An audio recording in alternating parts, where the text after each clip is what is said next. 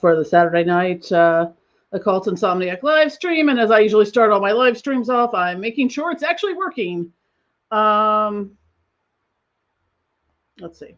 Am I live? Oh, I am live. Yay. Now, let's see if I set up the comments right. Yeah. Let's see. Let's see if I set the hooray, trolls. Let's see if I set the, oh, sorry, I'm talking. Hey everyone. So sorry, who did I do? What did I do? Show. Sorry, I'm getting my thing set up, and I had someone who has been trolling a lot of different ones. Oh yay, you can see it. Hooray. I finally got my why am I, hold on, not live show. There we go.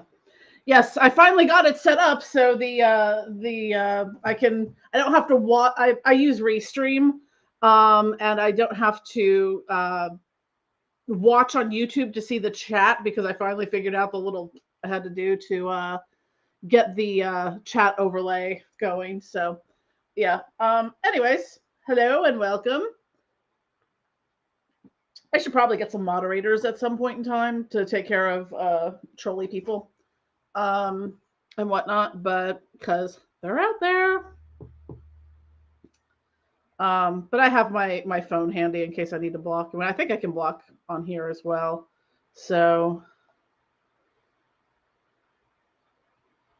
yay. Anyways, so I got my hair color touched up today. So I'm a little brighter and vivid. I really like this part right here where it's like really, the lighting doesn't do it justice because it's such a brilliant blue and purple. Yeah, there's one that I've seen pop up on like other people's live streams that either has some variation of Joe Biden or some variation of Pope Francis that pops up. So yeah. I'm like, all right, well, whatever. Glad you have nothing better to do.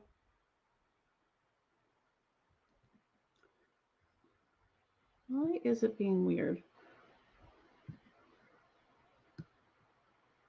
All right. Sorry. For some reason, every time someone comments, it like I either have to show or hide it. This is my first time using the chat interface on Restream, so bear with me. Anyways, and if I lean back far enough, I can't actually read it unless I put my glasses on.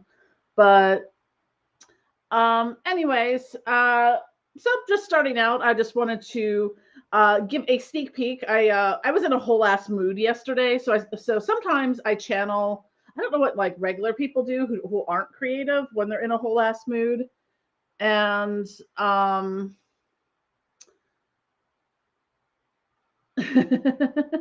we need bear sigils, yeah.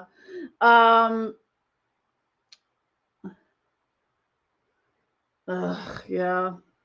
And there we have it again. Block user. That's block. Anyways, I'll just keep blocking you.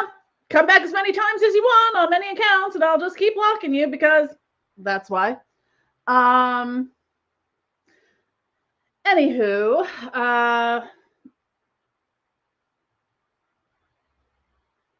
yeah, that the person's been shutting up comments and stuff about that. So of course they were the one true Lucifer yesterday. So I guess they like swapped for Azazel today. I don't know.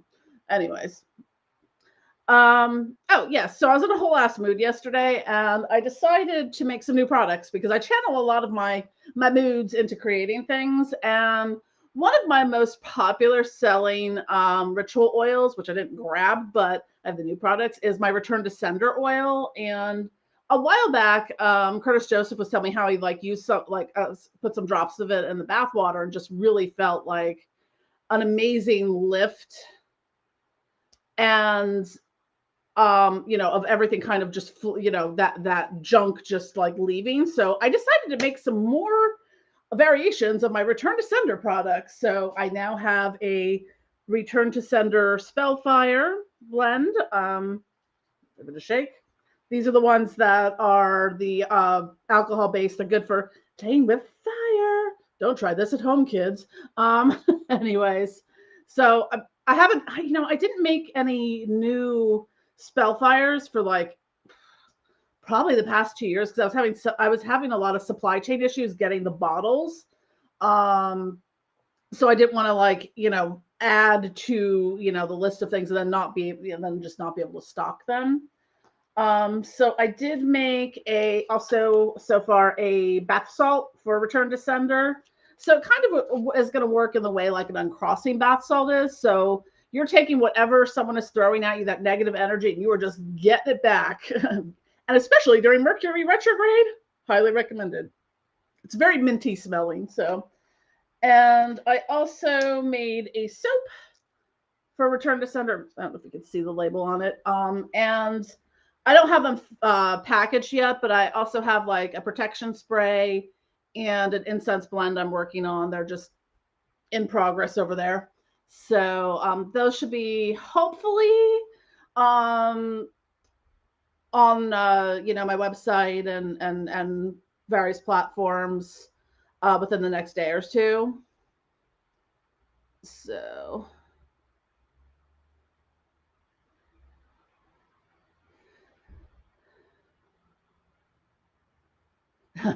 you want to see someone be the one true Beelzebub? I want to see someone be the one true Belphegor.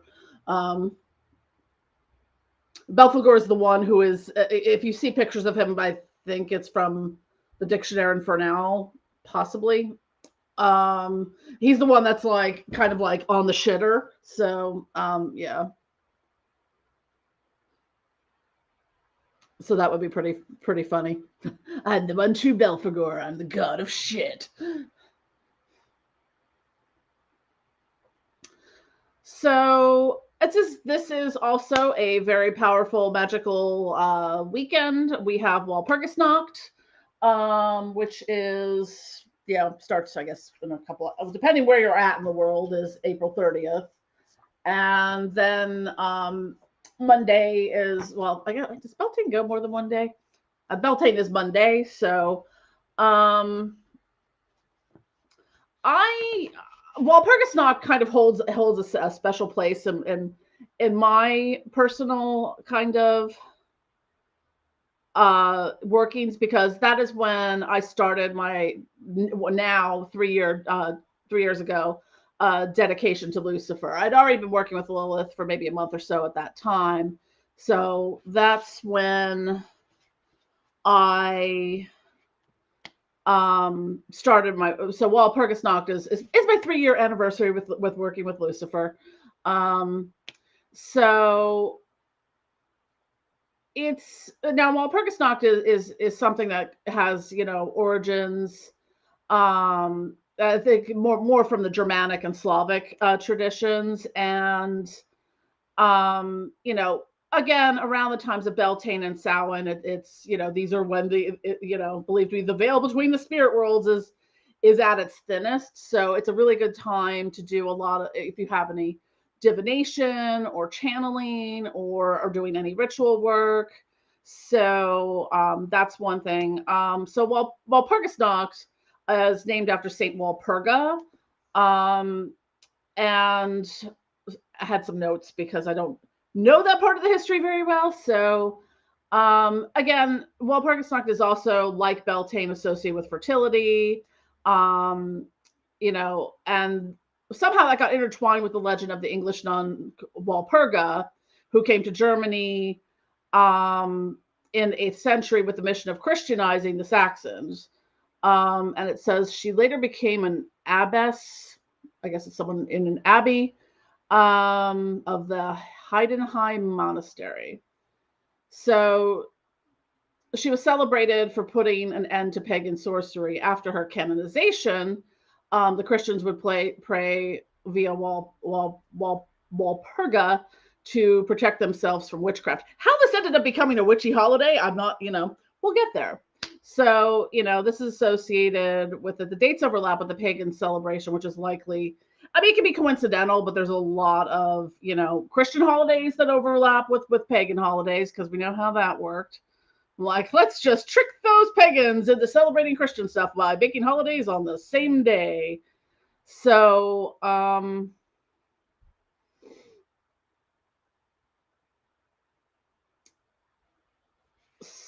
anyways, with Walpurgisnacht, so the Catholic Church was not entirely successful in eradicating witchcraft and pagan beliefs. So this is kind of how, this kind of holiday became, I don't know if celebrated is the right word, but it's sometimes referred to as Hexenbrunnen, which also means the burning of the witches due to its bloody past.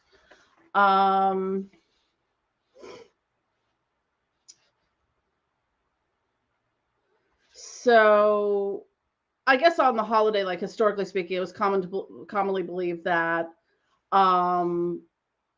depending on what tradition you were going with, whether there's some mentions of Norse and the Germanic and Slavic, that this was kind of like a high holiday in the witchy tradition. So locals would come together, like the Christians would come together to protect themselves from the witches and to keep away evil spirits, and by doing this, they would be, probably like music and bonfires and burnings and things like that. So, in order to protect themselves from damn evil witches. So, and there are modern, more traditional in that sense, not the witchcraft celebrations of Walpurgisnacht in Germany, but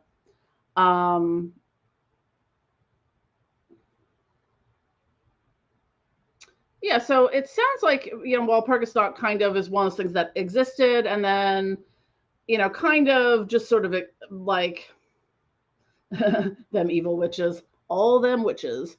Yeah, and kind of like had a resurgence in the 19th century. So at that point in time, Walpurgisnacht became a more celebration of fireworks and folk songs and dancing. So, and Goethe talks about it in Faust. So, modern day, Germans celebrate this holiday sort of as a secondary Halloween or Samhain, dressing up in costumes, sometimes playing pranks on each other. The bonfires, yeah, it's one of the fire festivals as well, similar to Beltane in that way. So, that's kind of where. Hi, Bonnie. Bonnie, can I make you a mod? Because I keep getting and it's the same person who occasionally borks up Curtis's chats. This either Pope Francis or Joe Biden guy, or whatever. Add as moderator.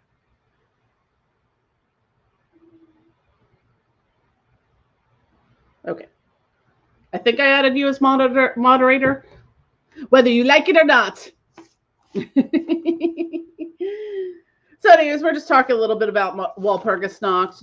Now that's something, in the, especially I think it's celebrated, Walpurgisnacht is celebrated a little bit more on the left-hand path in the black magic realm than, say, your traditional Wiccan. That they're going to lean more towards the Beltane aspect of it. So,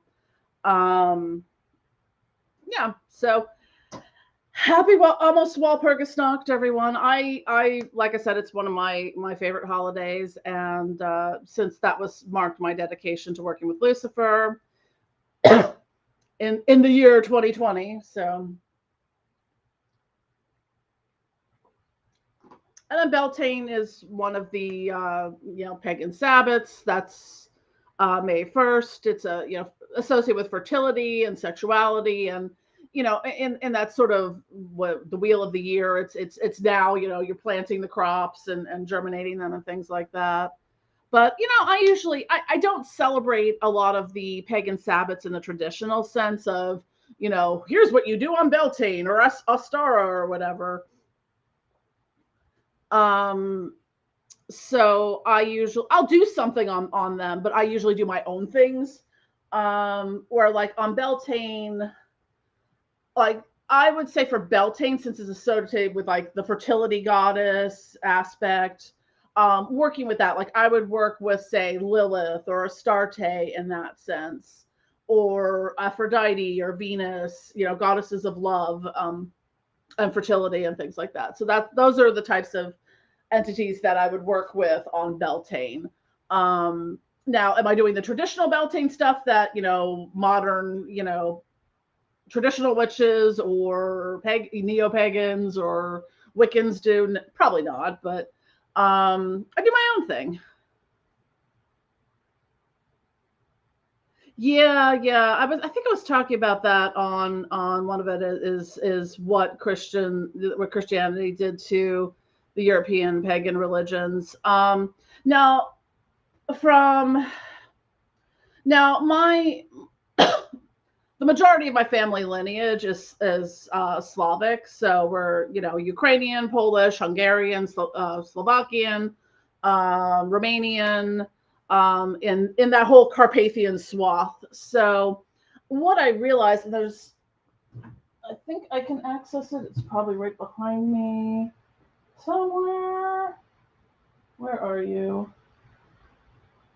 I have a really good book called Slavic Witchcraft, which should be in here because there's Russian witchcraft and Bohemian witchcraft. Where did I put it? I apparently either can't read or I don't see it. Anyways, I don't remember the name of the author because I can't find the book right now. But Slavic Witchcraft, what I discovered in this, and because a lot of the Eastern European, now it was a different form of, it wasn't the Roman Catholicism, it was the Greek Byzantine Catholicism, but there was a lot of syncretization of the pagan gods and goddesses from Slavic lore that got syncretized into folk saints. A lot of the way in which like hoodoo and voodoo work with saints that were syncretized, that it's like this saint equals that, or this saint equals this god or Orisha or whatever. So that was one of the things. But a lot of the traditional Slavic folk magic got rolled up into just everyday life, and in a way kind of lost its meaning a little bit. I wish I had brought, because there's a few things that I have from family heirlooms and stuff. So it's we always, like, my grandmother always had these bells on the door. I actually have one on my door too, and it's almost like a cowbell, and then it has this sort of ornate kind of embroidered like strap on it. But I just thought it was something you put on the door, so when that pre-doorbell time, when someone opened the door, you could hear them open the door. Well, what that really, the folk magic meaning of that is that it was to welcome, the good spirits into your house. And there was so much meaning that was even into like the fabric patterns, especially in like Ukrainian art and whatnot, that they all had like these intrinsic meanings to them. Like I don't have any down here, they're up on my ancestor altar, but if you look up they're called Pysanki, Pysanky. They're like the Ukrainian and Polish, they're like hand painted and decorated, very ornate eggs. Sometimes they're actually made of eggshells or they're made of wood, but those were like amulets of like fertility and prosperity. I'm sure my grandmother did not put them out as amulets or talismans of fertility and prosperity. They were just something, that they all had in the family and stuff like that. So there's a lot of, especially in Slavic witchcraft, there's a lot of like cemetery, graveyard magic, death current kind of stuff there. When I read that book on Slavic witchcraft, I was like, holy crap, my grandmother makes so much more sense now. Sorry, let me scroll back here a little bit because I missed some comments. And Bonnie, on the, you know, on the moderating part, use your judgment on, you know, I don't get too many of them at this point, but they're pretty obvious when I do. So,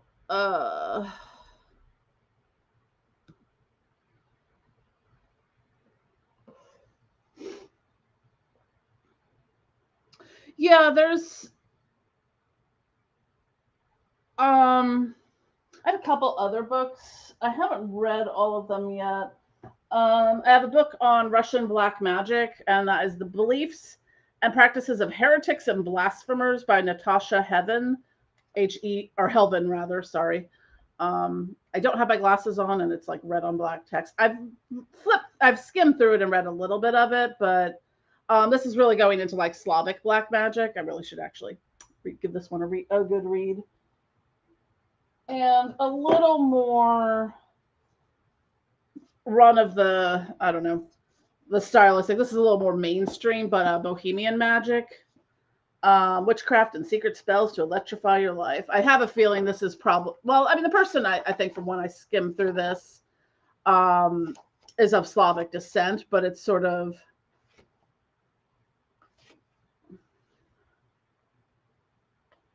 yeah, someone who identifies as a Bohemian witch from what was once Czechoslovakia. It's very, you know, really beautiful book. It was one of those, oh, I think I'll buy this when I was at like the Barnes and Nobles. Wasn't looking to buy it, but there it was, so I bought it. And now I really want to know where my Slavic witchcraft book is. It's in here somewhere.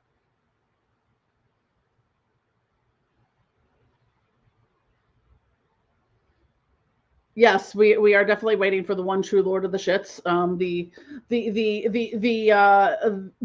one and only true incarnation of Belphegor. I've actually been kind of toying with the idea of turning all of my the toilets in my bathroom as to shrines to Belphegor. They make this, and then doing, you know, and having just like a pen and paper there for the poop curse. Because they make this paper that's water dissolvable, so you don't have to worry about it clogging up your pipes or anything.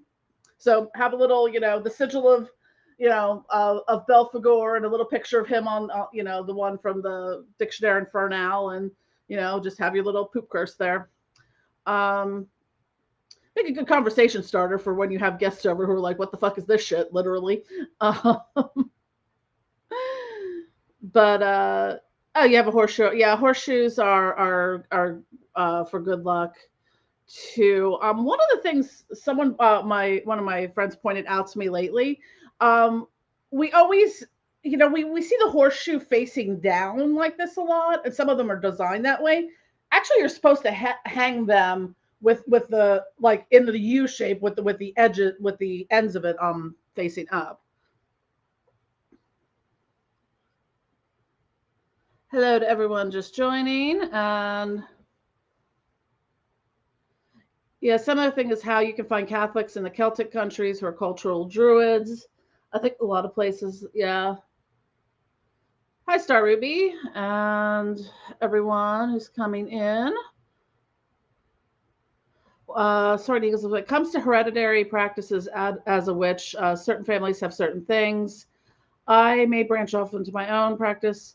Yeah, I mean, I think they're like, some people use the hereditary witch thing as sort of like a street cred, like I'm an 8th century druid scholar and you know, Wiccan poet or whatever and whatnot, and I come from, you know, 8th generation, you know, this, that, and the other thing. And it's kind of like, yeah, a lot of people have that in their family lines. A lot of times it was kind of like low-key syncretized into other things. Like, you know, my grandmother was not a magic practitioner, even though she had a lot of folk magic stuff in her house. So, I mean, I know that there are some hereditary aspects, because my mom is not someone who practices, but, you know, she can hear and see spirits, and we both have always had the ability to communicate with the dead and dying. She just finds it rather annoying. I'm like, maybe we should have lived by a cemetery for the past 30 some years, Mom. But that's still my favorite place in my hometown is the cemetery across the street. But yeah, I mean, it sometimes comes from other places. Like one of the things, this was one of those moments in which of it that was interesting to me is that I discovered, because I've gotten a lot of readings. Bill Duvendak does a lot of my readings. He's an author. You're probably familiar with him. And it turns out, like, I had done one of the 23andMe thing like 10 years ago or something like that. And I was looking down through the, what was it? The DNA and DNA relatives or something. I don't actually know most of them. I mean, my dad's side of the family is very small. I mean, it's pretty much me, my parents, my brother, and his kids and his wife. Yeah, that's literally my family.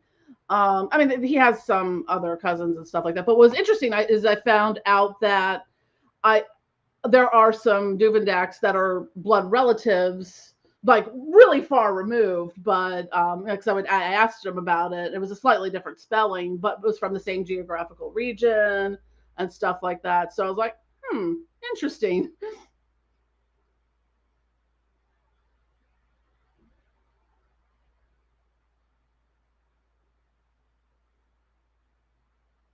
Yeah, and some of these things, like with the horseshoe, it might vary from like tradition to tradition. Like one might put it up, one might put it down, or things like that. So yeah, I mean it's definitely with the hereditary witchcraft and things like that. Like I remember my one of my one of my only aunts, like I remember like as a child she would tell me about all her 60s and 70s, like seances and witchy shit and things like that. And as a kid and stuff, so it's there, like in my family.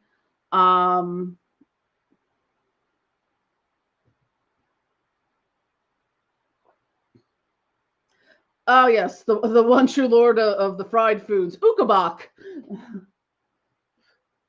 He runs the boilers in hell and is apparently is the demon who brought us fried food. So thank you, Ukabak. I love French fries.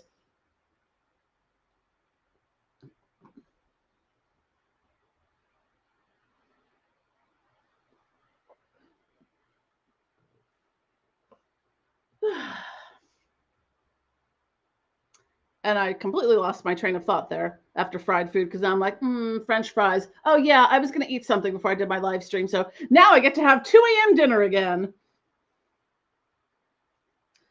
Because I know how to adult hard. I really don't.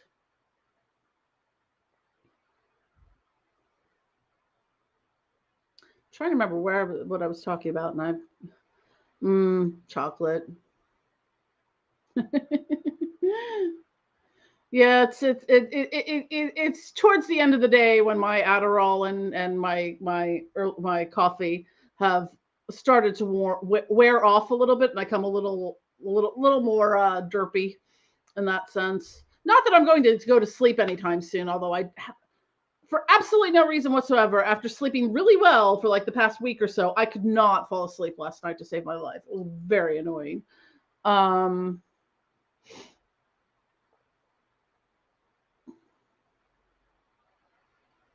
So I did take a nap, though, kind of a nap. Nap in the sense of I was laying down, not doing anything, but didn't really fall asleep.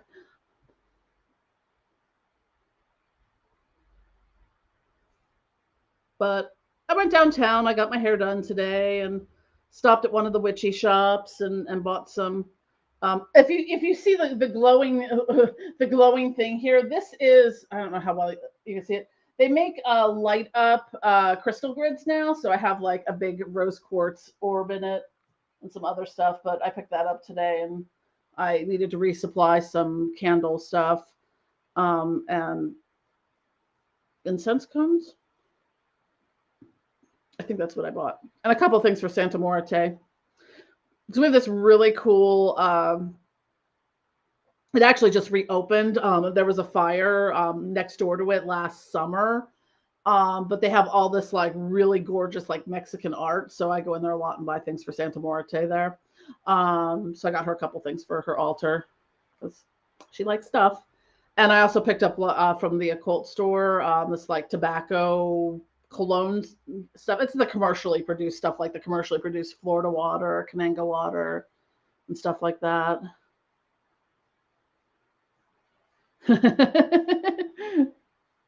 The one true sea serpent of Leviathan. Yeah. I'm waiting for the one true Cthulhu, personally speaking.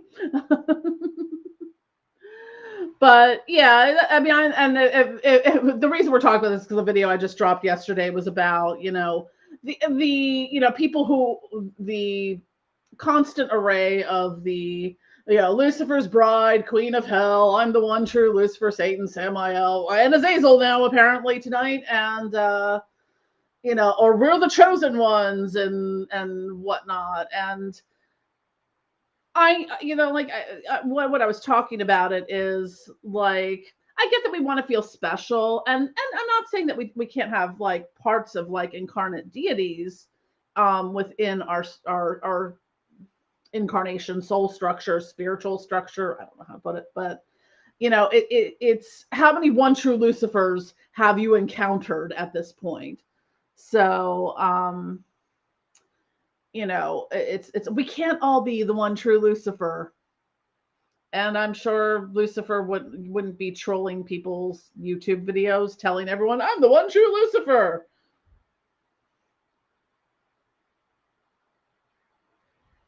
Huh, that sounds good. I like very sweet coffees. Like I'm a cappuccino person. Like I know technically in Italy, cappuccino is like a breakfast coffee, but I will drink it any time of day in which I will drink a coffee, I will drink cappuccino. I prefer cappuccino, vanilla cappuccino, doubly so. But I also spent a lot of time at coffee shops in the 90s, so that was a whole thing. This was pre-Starbucks, by the way. This was like legit awesome, like indie coffee shops. So, because fuck Starbucks.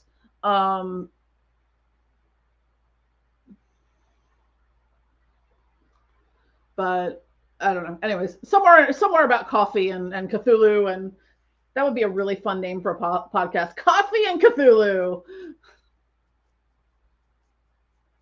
I'm a sugar queen, unfortunately. So I usually because I could never drink a whole pot of coffee myself, or I would just like not sleep for a week. So I can literally have like one cup of coffee a day before 2 p.m. If I have coffee after 2 p.m., it gets iffy as to whether or not I will actually sleep. And more often than not, I won't. They'll be like, wow, it's 8 a.m. That coffee fucked me up more than my Adderall did. God damn it. Wow, I am really losing my train of thought like in like every other minute today. So yeah, I was thinking about going back to the walpurgisnacht beltane thing. I'm kind of I'm a terrible ritual planner. Like I really don't think about what I'm gonna do until like I'm like, well shit, it's beltane. I guess I should do something. So I kind of have to figure out what I want to do. Like I know for walpurgisnacht I'm gonna do something with Lucifer and Lilith tomorrow. I'm just not entirely sure what yet.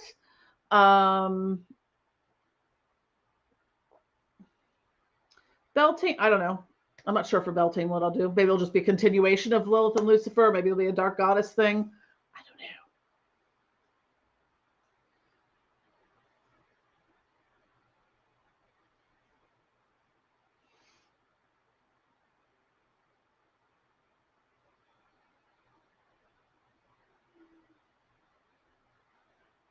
Oh, that's nice. So that sounds the traditional stuff. Yeah, I mean sometimes I will do that.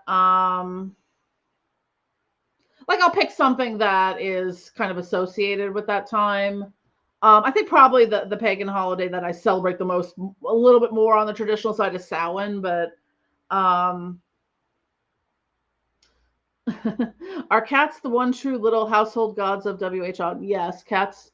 It was revealed to me during one of while I was one of the first times I did Amanita muscaria gummies. The universe was made by cats. It's run by cats. We're here for cats entertainment. How many entities do I work closely with? Right now, I predominantly work with Lucifer, Lilith, and Mammon. It's not to say I don't work with other ones as needed. Sometimes, like I did some workings recently with Medusa.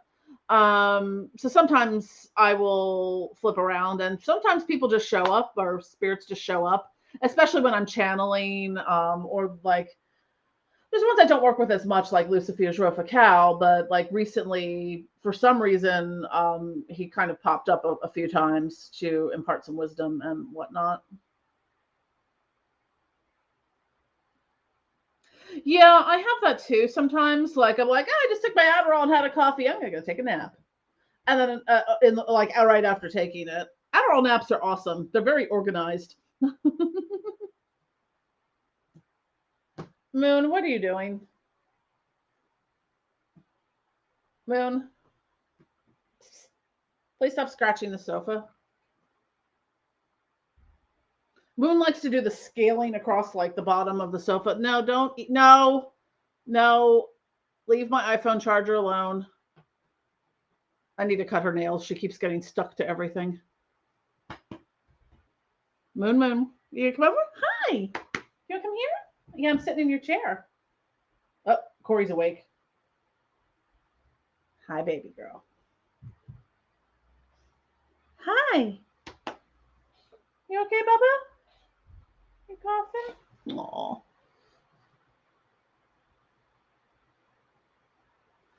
Yeah, it's for me, like the caffeine thing.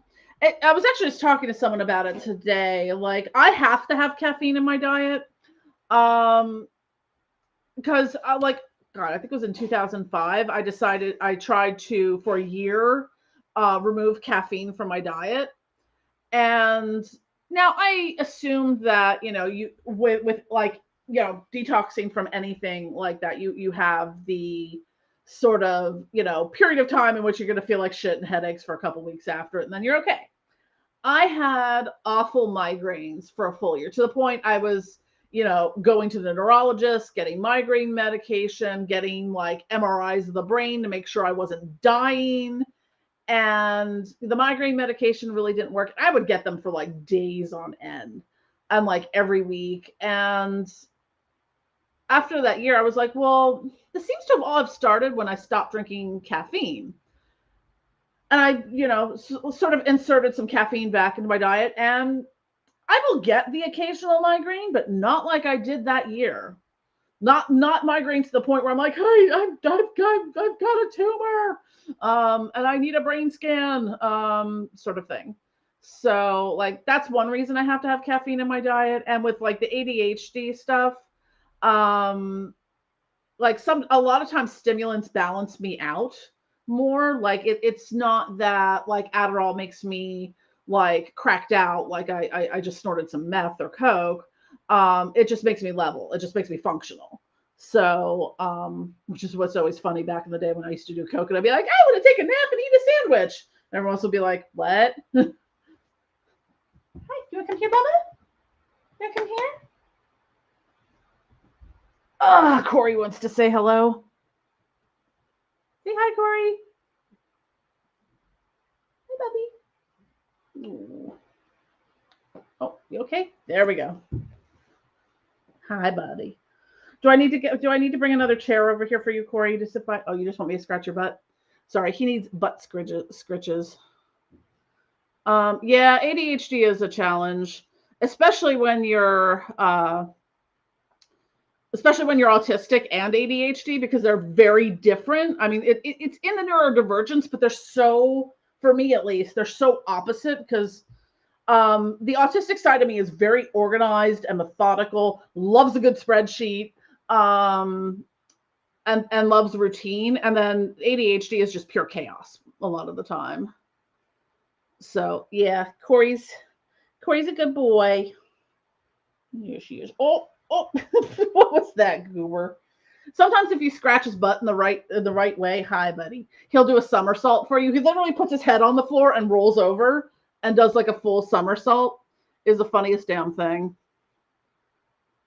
So you work with Lilith, Bine, Mammon, Tiamat, Nephthys, and Persephone. Yeah, that's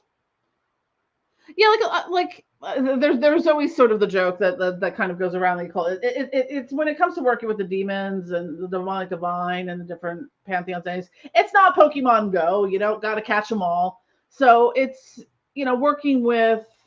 I felt for me developing a very deep relationship with working with Lucifer and Lilith, more so than I've got to work with everyone all to the same extent. And I also work with Santa Muerte too. I was working with her a lot more last year. And sometimes, depending on what's going on in your life, you're going to shift from entity to entity. If you really wanted to, if you were doing a lot of, love magic or whatever, you might want to, work with Astarte or Aphrodite or Venus or something like that. So, yeah, I love black and white tuxedo kitties.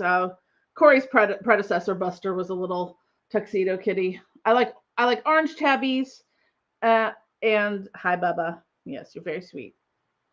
And tuxedo kitties. Those are my favorite.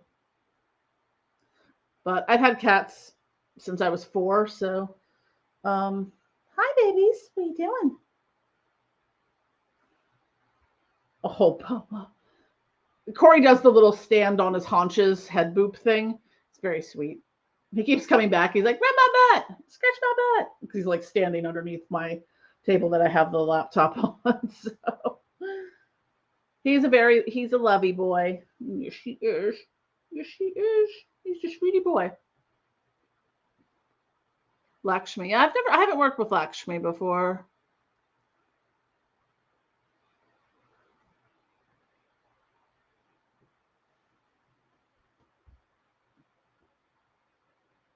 At least that I'm aware of. Sometimes I'm not always. I've been on. I just finished editing and it's uploading now. I don't know when it'll drop. Probably Tuesday, I think. I've been going through a lot of. I'm trying to unearth my full occult origin story because I'm old. I have a lot of old journals and stuff, mostly from the 1990s. And I have decorated them. This is a silver. It's like a silver metallic leather or pleather or something like that, and part of a fishnet stocking over it. So I've been going through a lot of my old journals to kind of pull things out that relate to my occult experiences. Like some of them go back to when I was a child, and the different things I was dealing with or experimenting with, or things that were coming through. Like I didn't really realize that I had been channeling so much that I was getting things from the spirit world since I was a teenager.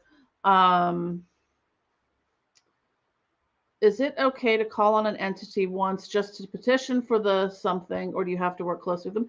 I mean, sometimes I've petitioned that like a particular spirit for a particular thing, without really like having that in-depth dedicated like working with them. But like I always found that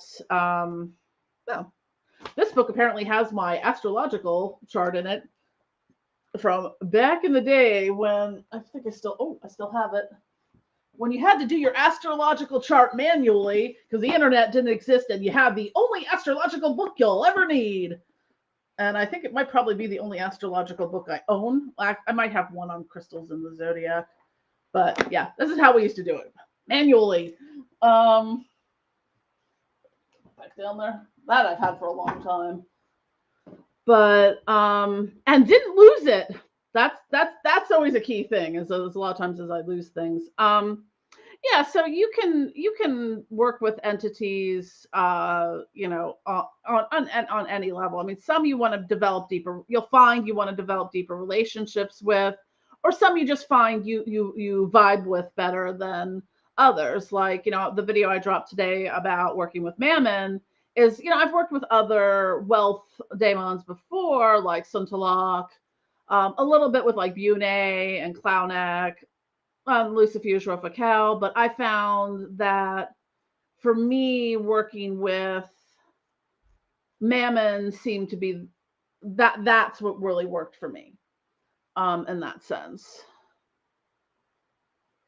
Developed a close relationship with Lucifer and a couple other spirits, but I'm not very experienced with petitioning entities.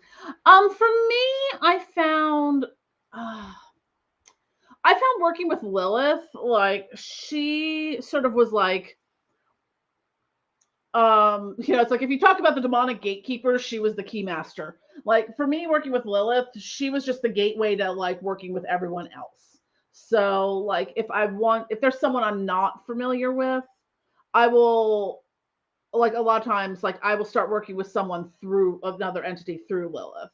So yeah, that's one way I've done it. Or sometimes they come to me. Like I was Mammon came to me because I was channeling something for a client, and you know, just kind of got the little whisper, "Work with me." I'm like, okay. You're turning to your past. Was forced into something, willing to do as I find, or feel best, I belong, and feel at home. Yeah, it's really interesting. I prefer white wine. I love a good Moscato.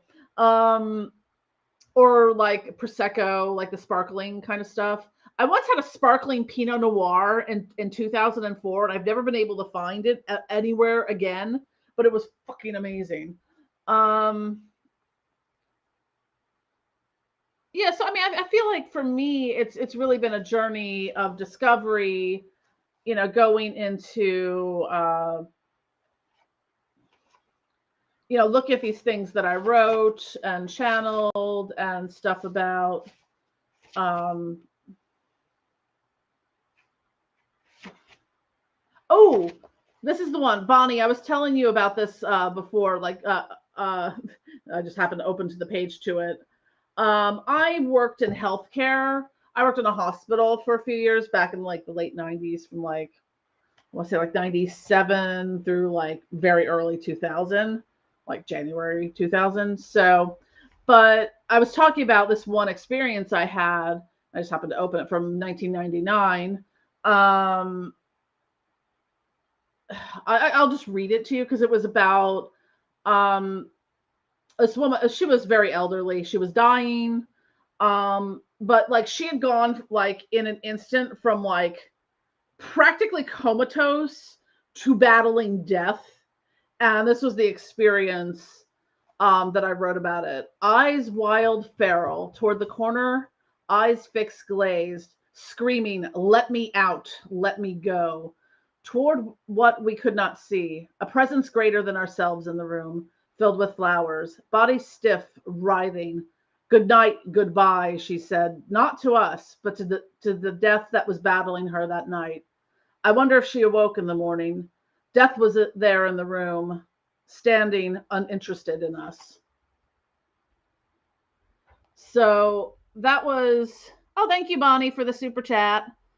Um, so I found like that even in mundane things, like working in a hospital, like I was like a nursing assistant. So, you know, I forget which hospital. This is 99. Okay. I was at St. Luke's in Bethlehem then. Um, but, you know, I was kind of the, not to anyone's shock ever, but I was death girl because I was the only one who could really deal with like patients dying and the process and after they died and stuff like that. Like I had no problem you know, cleaning the bodies and taking them to the morgue and stuff like that, except for the one time the poor guy I was with, I felt so bad for him. Someone had died of a brain bleed, and as we kind of rolled him on the side, all of a sudden I hear this drip, drip, drip, and this poor guy, like the guy, like he was dead, but I mean the blood was just kind of pouring down his nose and mouth. Sorry, TMI or trigger warning. And this poor guy just like, you know, and ran off. I'm like, it's just blood. But anyways, yeah. So I was always kind of fascinated, you know, in sort of watching that circle of life kind of thing in the hospital aspect.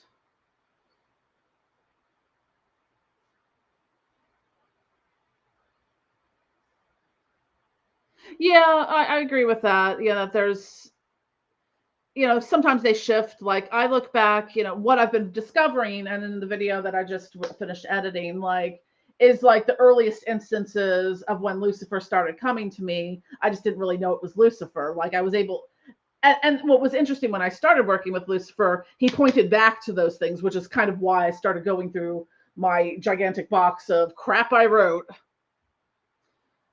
Spiritual growth is, it's, you know, it's one of those things that it ebbs and flows. I mean, there's times when I feel like I'm in sort of the doldrums, you know, not a lot's going on. It's just maintaining status quo. And then there's other times where it's just you go through the spiritual pummeling bag. And, you know, right now, I would say, and this was something that came through today. I feel like I'm going through a lot of things that are like to test my faith and dedication and to see if I am, you know, in the face of challenges, if I'm just going to give up and run away. And looking at it from that perspective, you know, kind of helped me a little bit on some things that I'm working on, you know, just in the mundane kind of world.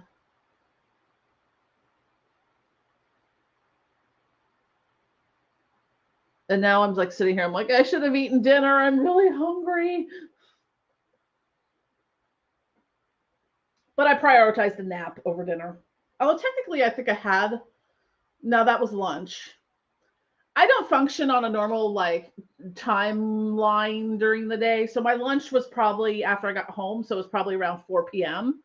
Or that's old people's dinner. But now I need like dinner at some point. So that seems to be a theme with doing the live streams, is that I will uh, have dinner after I'm done.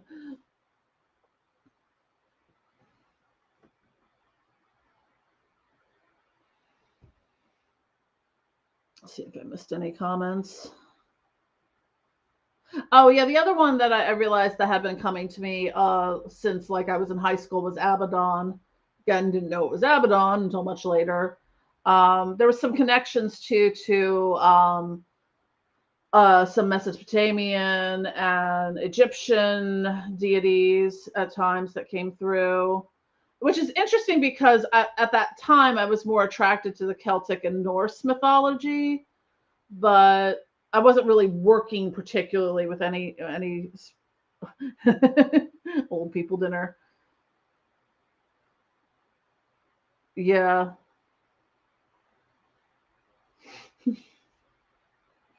I just eat at, you know, at random times of the day. Like, and then some of that for me with the ADHD and being on Adderall, like I don't eat a lot during the day until the Adderall starts to taper off, and then I'm like, bring me at the food. Huh, that's interesting. Yeah. Sometimes you'll start to notice, like for me, um, when you start noticing a spirit coming up, like people, like just randomly people talking about them and stuff, that, you know, that's kind of a little bit of a like the little intuitive hit or whisper that maybe, you know, you should be, you know, explore working with or learning more about that particular entity. I'm trying to think who I was feeling that with recently.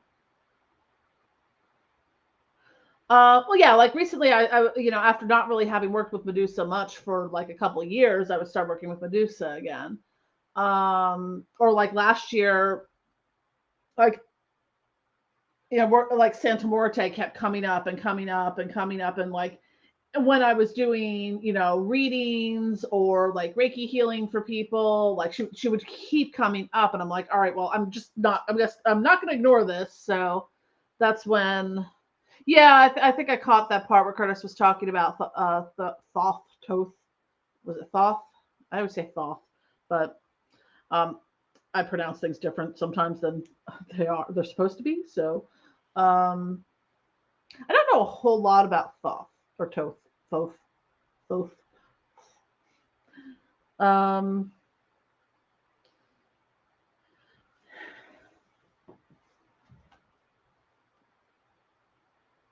yeah, I feel like I used to know more about like sort of that the Egyptian pantheon, and I got away from that over time.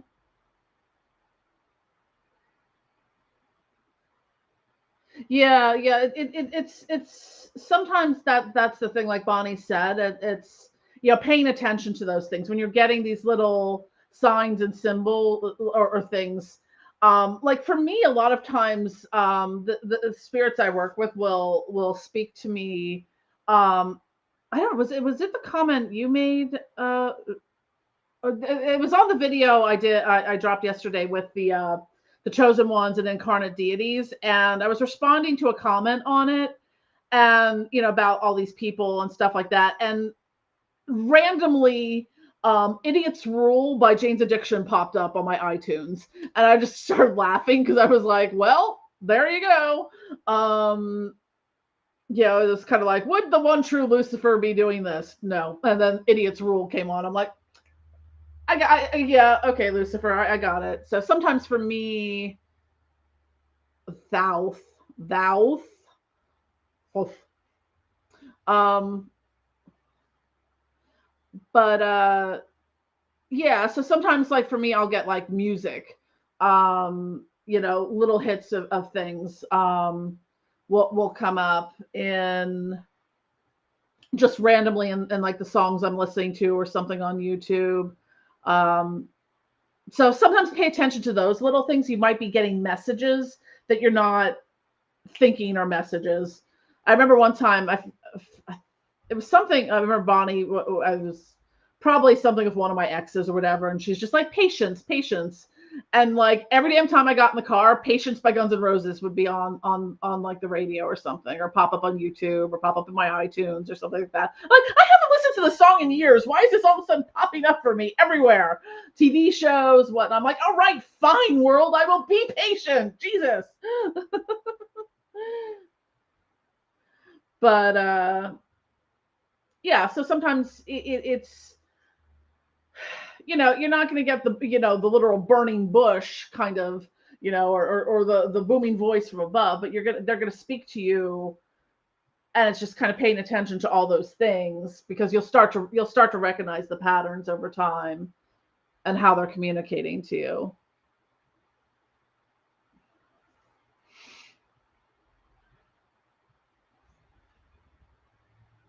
You know what? I was just looking at. I'm like, I had like half my shirts are styled this way. I'm like, I should get some nice shoulder tattoos.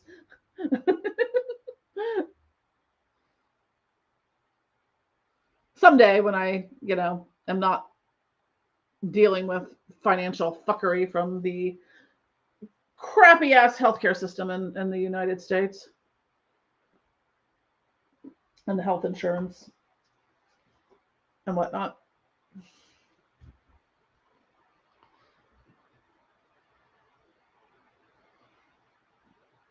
Yeah, so like again, like with paying attention to things like messages, like I don't know. I personally I have an entire like form of personal divination that is based upon rewatching Grey's Anatomy, um, and getting messages on what to do in my life through things that happen in that show that has absolutely nothing to do with the occult.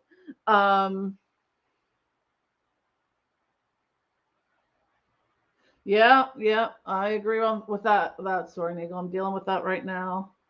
But yeah, so it's sometimes you're going to get messages through things like that. Like I think for me today, the message that came through was in an episode where one of now she was a Christian character, but she was having sort of a crisis of faith, and or feeling like God in that sense was testing her faith, and that's when I kind of got that little intuitive hit that the stuff I've been dealing with in my personal life and like with financial stuff and healthcare and health insurance and stuff like that is, and feeling like this, I'm in this cycle of all these things going wrong, and every time I think I fix something, something else breaks or it's not fixed, and whatnot. So I was like, okay, this is kind of a test of faith to see, because like I am one of those, the glass is half empty and oh my God, we're all gonna die kind of people.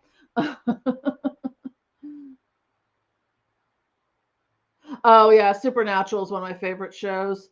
I'm working on this like elaborate like crossover fanfic to explain all the weird shit that happens in Grey's Anatomy that's tied to Supernatural, because there's a lot of what, because it was on at the same time. Well, I mean, Supernatural ended, at season 15, and Grey's Anatomy just got, renewed for season 20. So, but there's a lot of characters that were in both shows, like John Winchester. Oh, thank you for the super chat. Like John Winchester was, at the same time he was filming Supernatural, was also on Grey's Anatomy, and then during the Trickster episode of I forget which season it was, but it was one of the early seasons of Supernatural. They get, when they're stuck in the TV show world, and they're on Dr. Sexy MD, which was based on Grey's Anatomy. So I'm building this elaborate scheme that it's all part of the Supernatural universe in my head. Sorry, I think I missed a couple comments here. Oh yeah, I love the original, the first death. The original death in Supernatural was amazing, and that song "Oh Death" is phenomenal. Although I still think the Lucifer in Supernatural was more Belial than Lucifer, but I digress.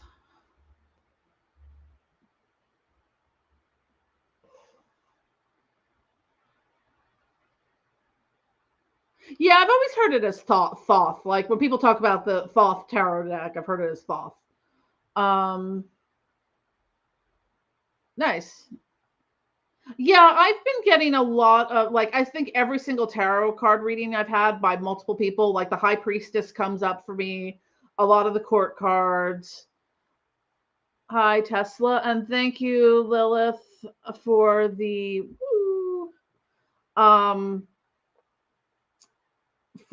super chat. And what candle color and offerings should I use to work with Beelzebub? For some reason, I feel like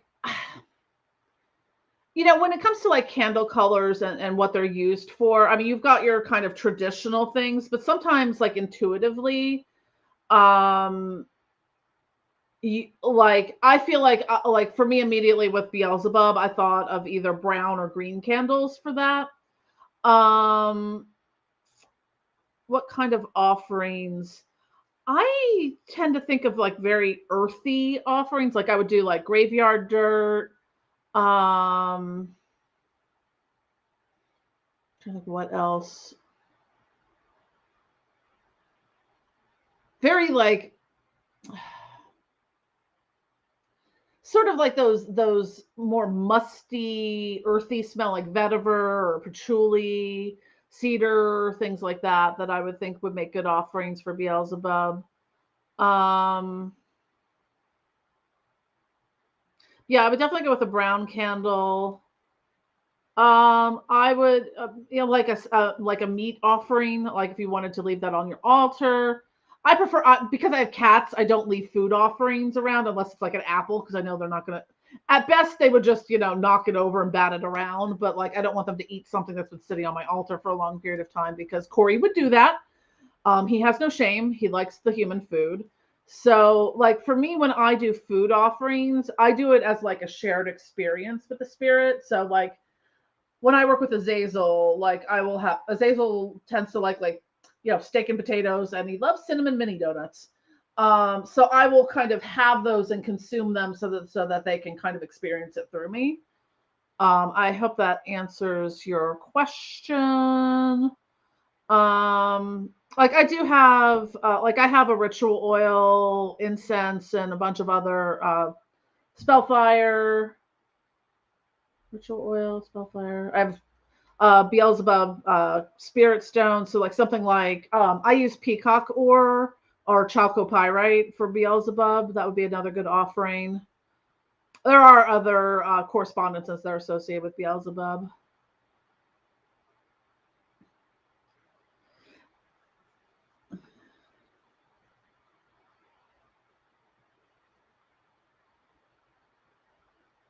Yeah, I tend to work more with Astarte than Astaroth. It's almost like in my mind I think of them as two different entities because it's sort of like Astaroth. If you're looking at any of the old grimoires, is more like almost more like the male aspect in that sense. Like I don't, but some people work with Astaroth, as in like sort of the goddess aspect. So I just generally work with Astarte, but some people will work with Ishtar versus Astarte, and I mean a lot of it comes down to like the archetypes. Oh,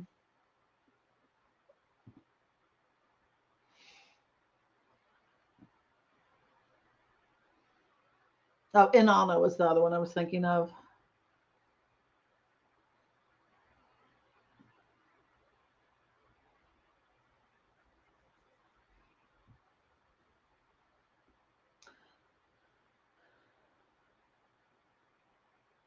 Yeah, it's fun. It was funny today. Like I had one of those Beelzebub moments. I don't know why. I was at the hair salon and I was like, I don't think I was in the bathroom or something. And I just got the little like Beelzebub kind of whisper. And I got out of the bathroom and there was a little tiny itty bitty baby, like, I don't know, gnat or fly on the mirror. I'm like, hi, baby Beelzebub. Because there was one time, this was a few years ago, when I was getting my hair done, and I was reading the Beelzebub Compendium, and I was in the salon, getting my hair done. It was during the pandemic, and when things kind of reopened in the first round, and I I was reading the Beelzebub Compendium, and literally a fly landed on the book, and I'm sitting in this normie, bougie hair salon, and I'm like, damn it, Beelzebub, I am reading as fast as I can. Have I ever worked with Sirach? No, I'm not familiar with that one.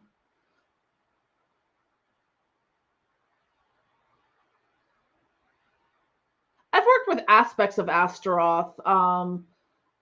When for the magical attack protection spray that I make, I connected that with Astaroth's energy more than say Astarte's energy that I would use more for like love magic or sex magic related things. So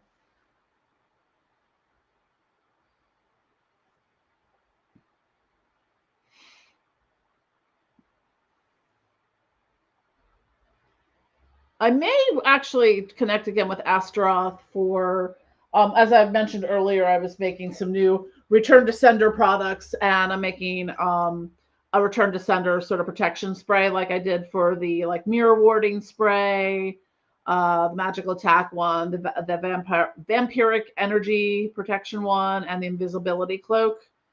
So I think I might kind of work with Astaroth for that one. Hmm.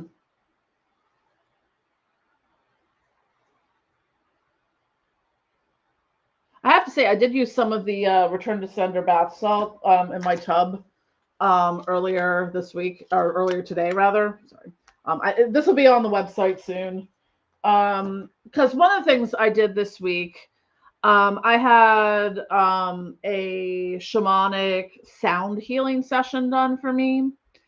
And it was really intense. Like it was cool. Like it's one of those things. Like for me, like shamanic healing just takes me right there. Like I just go instantaneously into shamanic journeying into like the lower world or the upper world.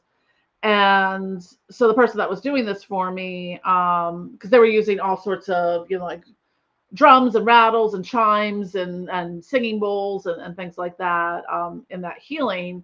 And because I was talking about like really what I needed, because it's like I've been having these feelings of being stuck. And as I went into the journey, like I was standing on the beach, and it's like my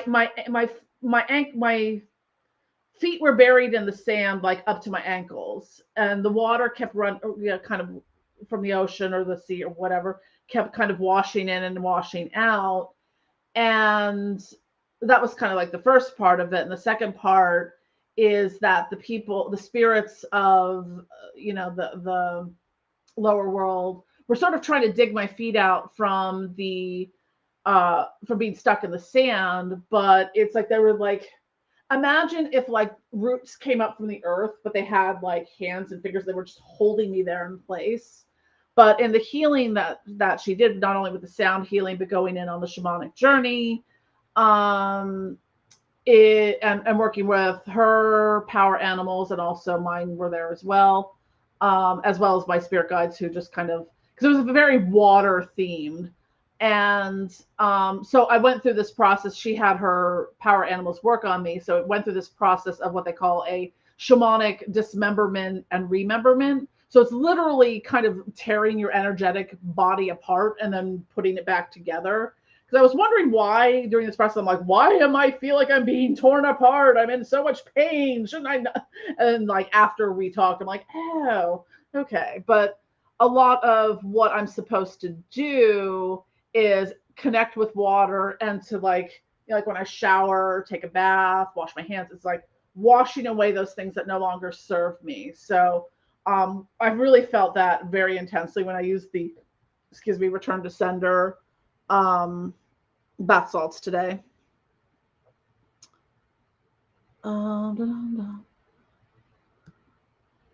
Yes, Beelzebub will send you flies.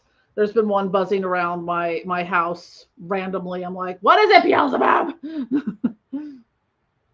There was one time when in the middle of winter, I had, for reasons I am still not entirely sure of, dozens of flies in my house.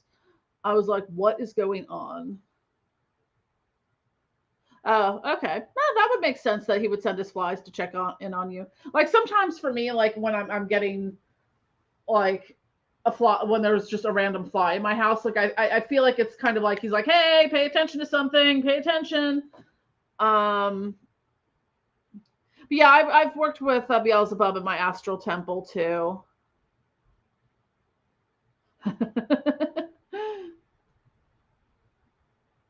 What would you say about the balance of tradition and instinct?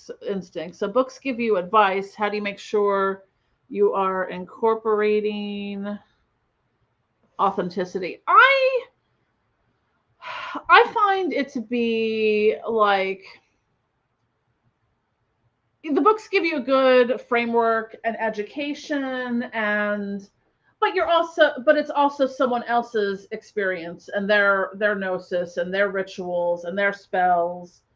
And some of that might work for you, but I feel like intuitively,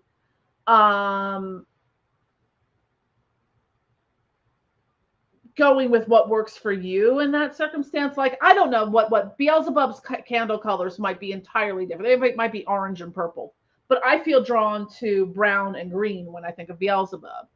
I'm not sure who I would use. Like orange, I think I would use for, I don't know, the first one popped into my mind was Sekhmet. It's so you have to kind of look at the tradition, like, if you feel drawn to using the purple candle for Beelzebub, by all means, if that works for you. But if you feel like I need to do a black candle with Beelzebub, I would go with that as well. So as long as you're doing your own thing, you're and in an authentic way, I think it's more meaningful than to just be like, well, I got this spell out of the book and I'm going to do the spell out of the book exactly the way it's in the book and not ever deviate from that.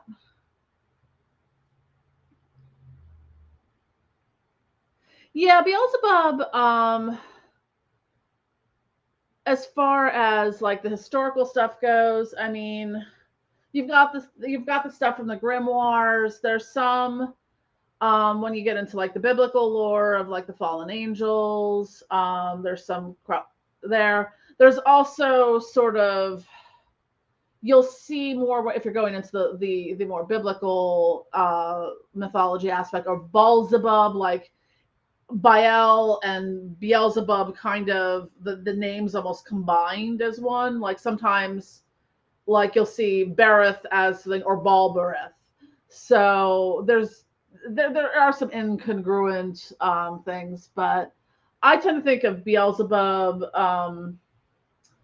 maybe in the more traditional sense as the Lord of Flies, the Lord of Pestilence, and things of that nature. So,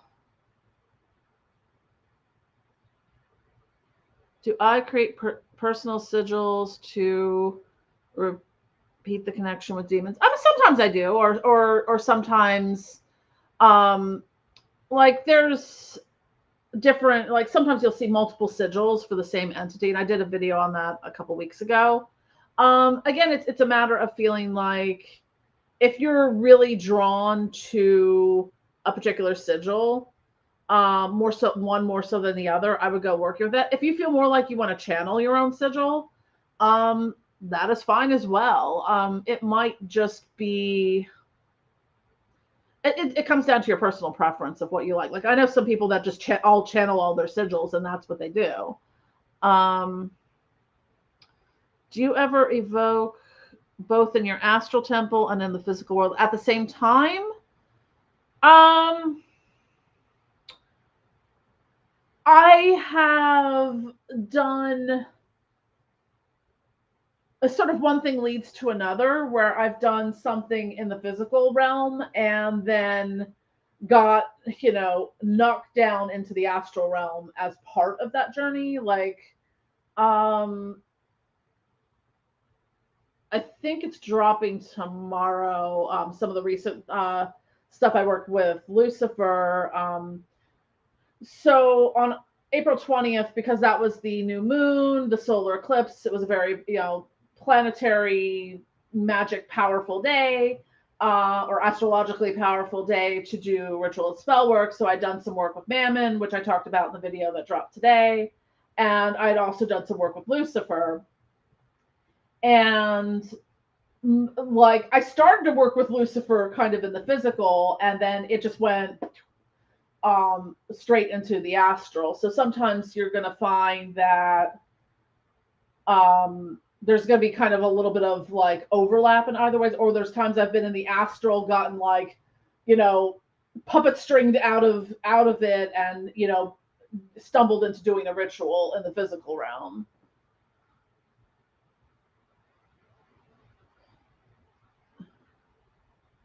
We need the one true Lord of Coffee Madness, Cthulhu.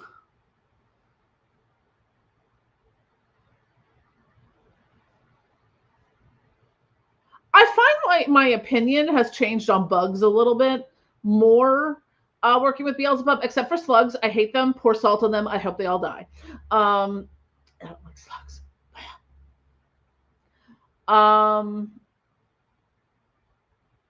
Now I've heard that like Beelzebub and like Arachne or Sephiroth and the spider goddess are not ones you want to work with at the same time, because spiders eat flies.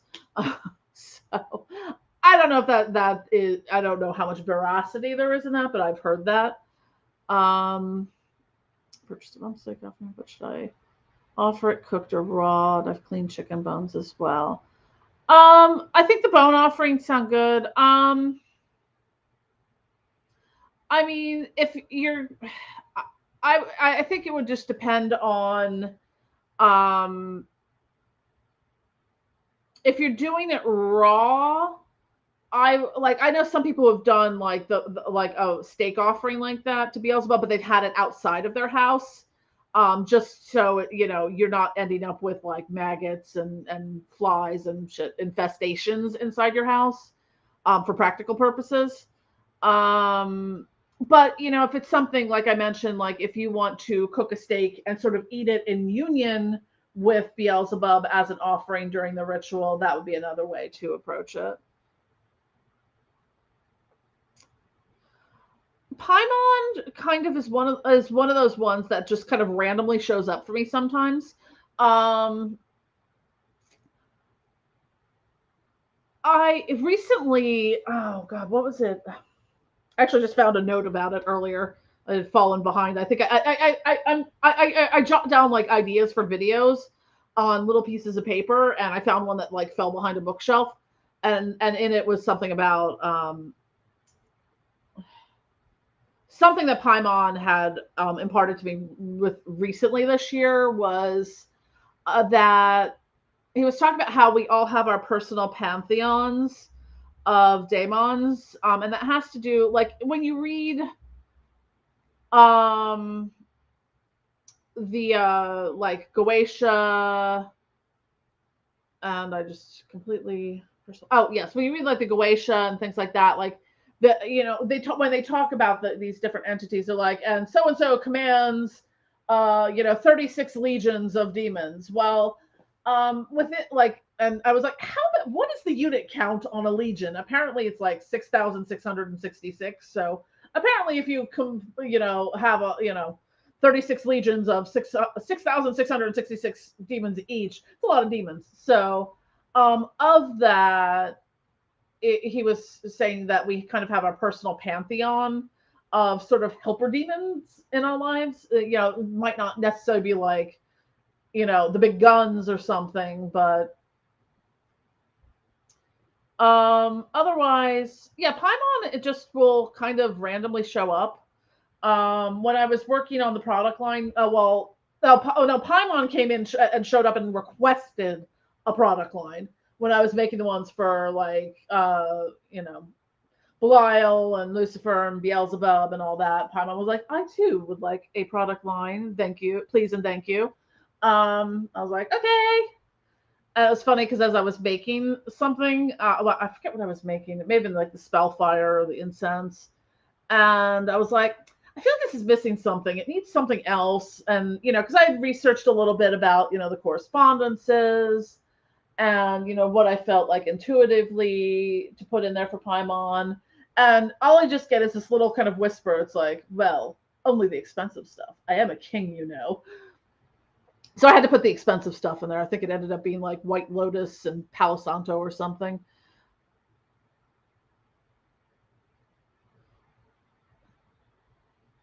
Okay, Legion is a number with the reference exclusively on the Kabbalah. Yeah, because I know, like in the Goetian stuff, that each of the demons is sort of like and they command however many legions of other demons and stuff. I'm not all that familiar with like the whole of the Kabbalah or the Qliphoth. I haven't had time to get there yet. I'm working my way through various things. Um,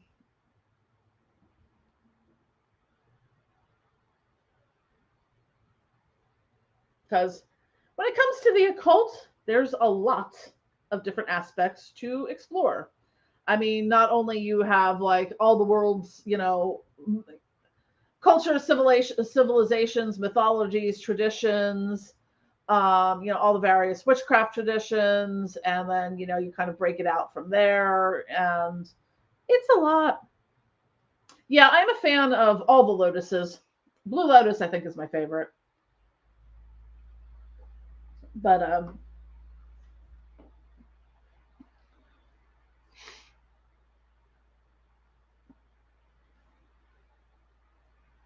I have Red Lotus, Blue Lotus, White Lotus, and Sacred Lotus, which is kind of pink.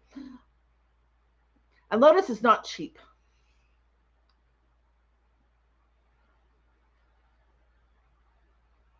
Corey, Morning Glory, what's up, Baba?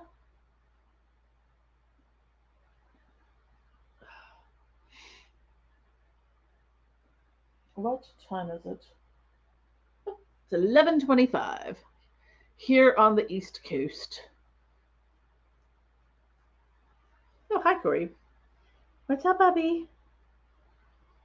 Hi. So I like my new setup here for the for doing videos. And you want to come up here? I know I'm sitting in your chair. Yes, I'm sitting in your chair, buddy. He's getting impatient because he wants to curl up and go to sleep in the chair. Oh, hi, baby. Oh. He gave me sniffy face. You couldn't see it. It was adorable. Corey. Everyone loves Corey.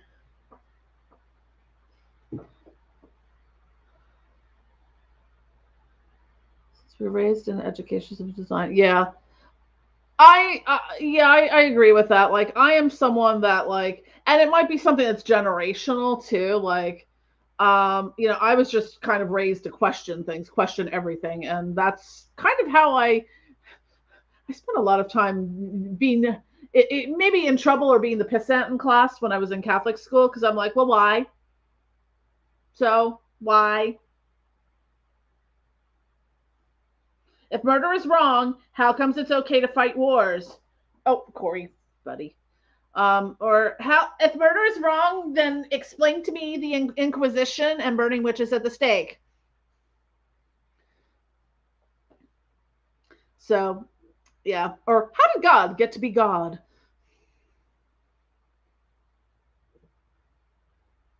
Which demon helps you the most in any art you practice? That's a good question. I never really thought about that. Um, Hi. Oh, hello, Bubba.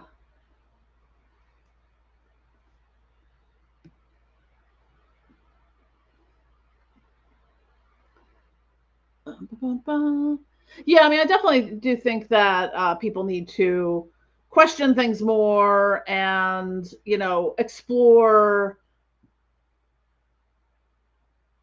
explore their own process. Like, I think a lot of people seem so like it's in this book and it's done a certain way and I have to do it the way it's done in this book or it's not right, or the way a particular practitioner does it, or things like that. And you can take inspiration from that, and that's perfectly fine. But crafting, you really want your practice to be your own, not just kind of like a carbon copy of someone else's practice.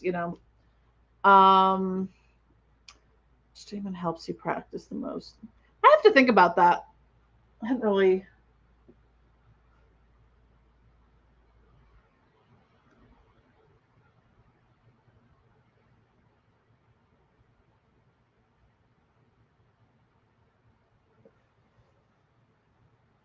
Oh yeah, the character limits on comments on YouTube are annoying. Yeah, yeah, it's just I was always that kid in theology class or stuff. Like, anytime I had to write papers, I'm like, I'm gonna write my paper on Hinduism. Fuck you. That's why I'm gonna write my paper on how much the Catholic Church sucks and is misogynistic and sexist and free abortions for everyone. Um, you know,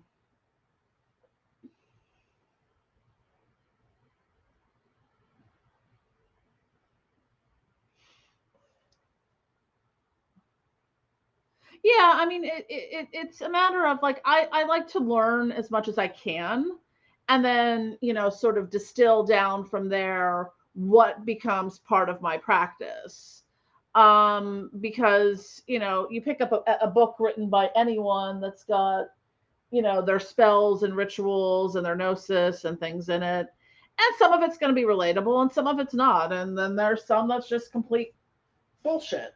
Um so or there's some things that over time just become antiquated. Like, I mean, I've been kind of going through and reading some of the um Levian Satanism stuff, like, kind of going through, like, I mean, I'm familiar with the Satanic Bible. I don't know if I've ever read it cover to cover, but it's like some of the stuff is on point, some of it I'm just like, it just doesn't hit for me, or it's problematic in some areas. But I read it to get the general idea and to understand sort of the history and that aspect of Satanism and how it's approached there.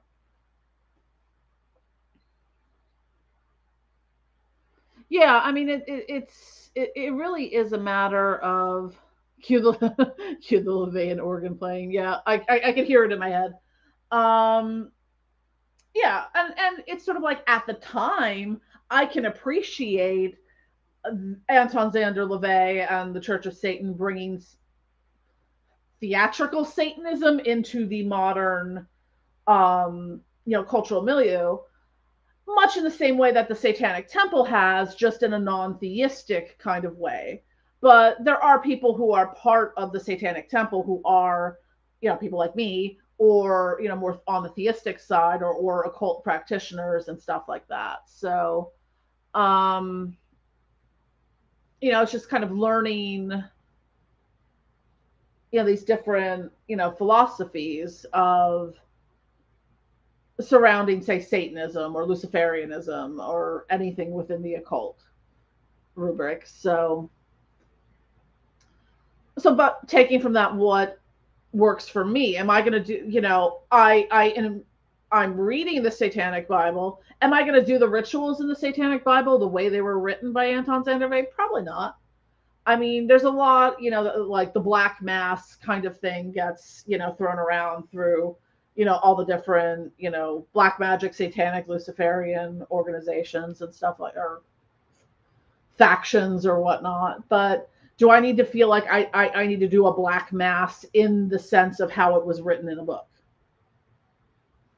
If I would do it, it would be my own version of it. There's the thing that I find fascinating but also confusing about the Satanic Temple is, like, once you, like, I belong to our local congregation here, and like when you go to, they have rituals that they do as parts of their meetings or events, but they're not, it's like they talk about Lucifer or Satan and stuff, but they're like, well, we don't believe in Lucifer or Satan as an entity. So I'm kind of like, well, then what? It's confusing. Like, what are you evoking when you're evoking Lucifer, but not really evoking Lucifer? It's confusing.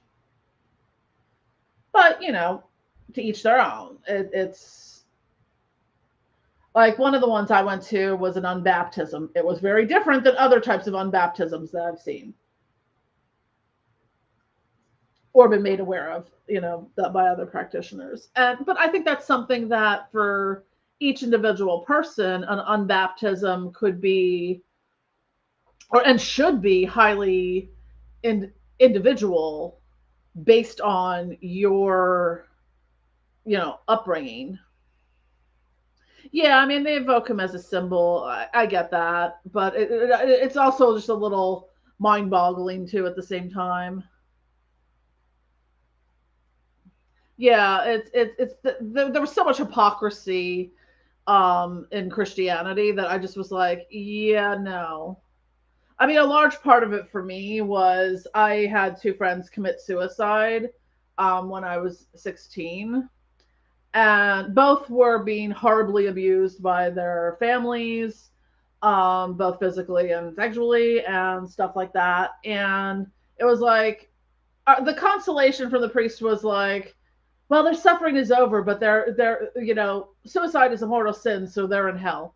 And I was like, okay, fuck you, you fucking fuck this. Because that's not how you console devastated, traumatized, 15 and 16-year-olds. Wow, they're in hell now because suicide's a mortal sin. Yeah, go fuck yourself, buddy.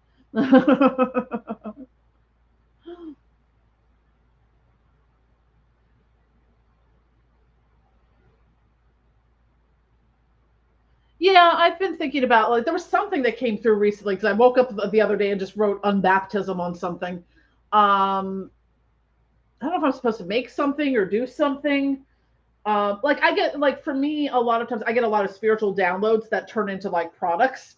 Um, or they give me ideas for things like, the Belial's Hammer of Justice court case oil. Like, there are traditional justice or court case legal, oils out there, ritual oils and stuff like that. But for some reason, Belial wanted his own. He also wants, I haven't made it yet, a Belial wants a fuck the police oil. I'm like, okay. Not that I have a problem with that. I'm just trying to figure out how to market that because I feel like that would get flagged on Etsy.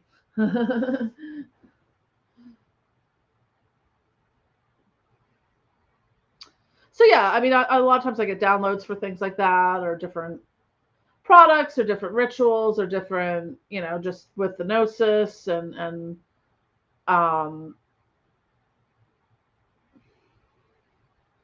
sometimes they're chattier than usual. Earlier this year, I mean, it was just like constant. Um, it's been a little quieter lately for like the past, I would say, few uh, months.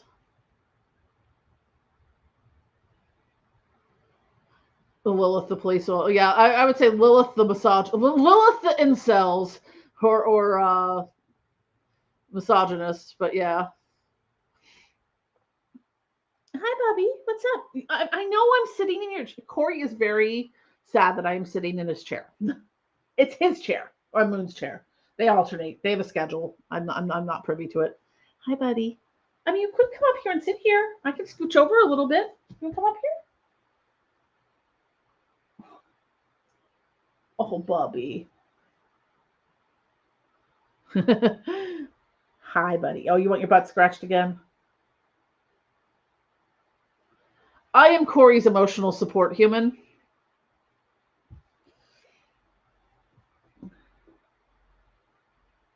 Do I already work with teas for magic? I mean, I have magical teas, but I mean, sometimes, I will have, like, I have a really amazing, I've probably talked about before, a Florida water tea that Amy Blackthorne makes. Like, I'll use that for, like, if I'm doing, like, a cleansing ritual for myself or my spaces and things like that. Um, or she makes some other ones. Like, I think I had a Santa Muerte tea or a Freya one. Um, so there are some teas that, I have an Asmodeus tea from, I forget the name of the place, Evil Something Tea. Um, but yeah, I mean, there's some teas that are just kind of like magical, or imbued with intention already. So it not necessarily has to be, part of a ritual. It could just be a ritual in and of itself. Although my dad is very much into tea rituals right now, like in the traditional sense, like in like Japanese culture and stuff. So yeah, there's a lot of like tea ceremonies rather than ritual, but ceremony ritual can kind of be interchangeable. Hi, buddy. Oh, you're so cute. You're so cute. Do I need to get you a little chair to sit next to me for live streams?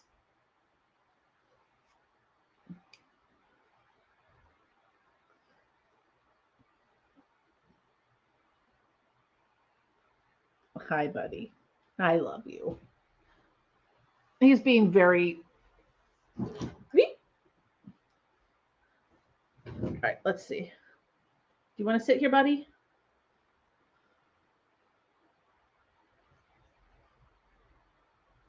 So I have to squint to read this because now I have a cat obstruction.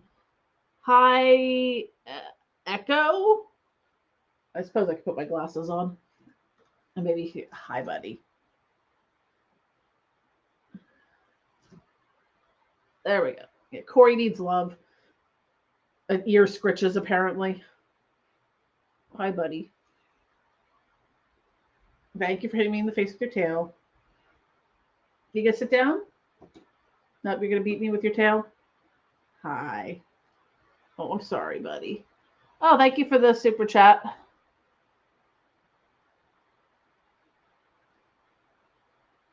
Thank you. I appreciate it.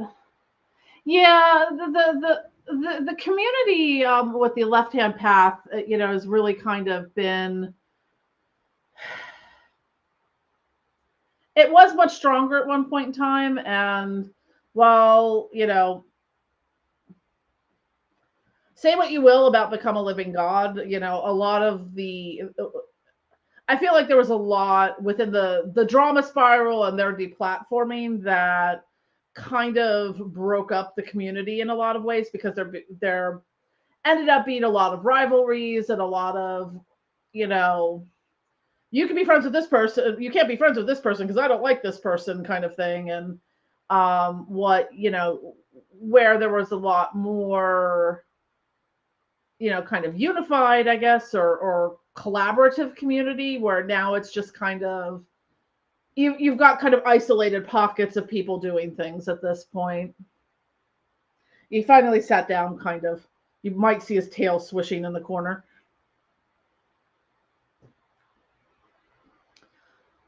But yeah, I mean, it's sort of like everyone's now got their own kind of micro communities where, and honestly, I had to get away from a lot of the not all of them, but some of the current and former bald folks, because like I was, sorry, Corey just bit me, because I wasn't paying attention to him. Like I got away from them just because I was finding that I was dealing with a constant steady stream of just misogynists and incels and all the trolls. And like, I eventually kind of like followed the pipeline and traced it back to where it was coming from. And I'm like, okay, well, I'm just severing those connections. And also I've just been on a whirlwind tour of cutting out all the toxic people from my life, whether that be online or or like people in my physical realm.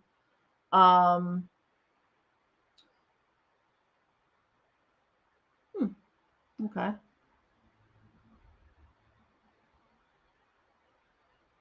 All for love and light, but I'm also for darkness and fury and understanding them in their good light and the yeah. It's all about, like, I always talk about balancing the light and the dark, and I think I found something I wrote from like 25 years ago where I really learned to find the beauty in darkness. Because I was a goth, you see. But that was something that I was always drawn to. And, sometimes there's a stigma against, being drawn to things of a more darker nature, whether you're into, horror genre stuff, or, you're a goth or metalhead or a witch or whatever, or into vampire stuff. That there's a lot of, like, how, like, some people would look and go, that's so ugly, and then the whatnot. I think it's beautiful. I love cemeteries. I think they're, graveyards. I think they're gorgeous. They're peaceful. Um, yeah, it's really been, and maybe it's just sort of like the diaspora that's come after COVID. Like, when, during COVID, we kind of, had nothing else to do but, live streams and, hanging out on live streams and doing stuff online. And I just, it's just sort of like and honestly, I think that there is, whether, regardless of whether you stand, don't want to get political about COVID or anything like that, but the past 3 years has caused a deep schism and a lot of emotional trauma and PTSD for people, whether they're aware of it or not. There's been a lot of cultural and societal changes. Like, I see it living in the city all the time. Like, people are just mean and nasty and like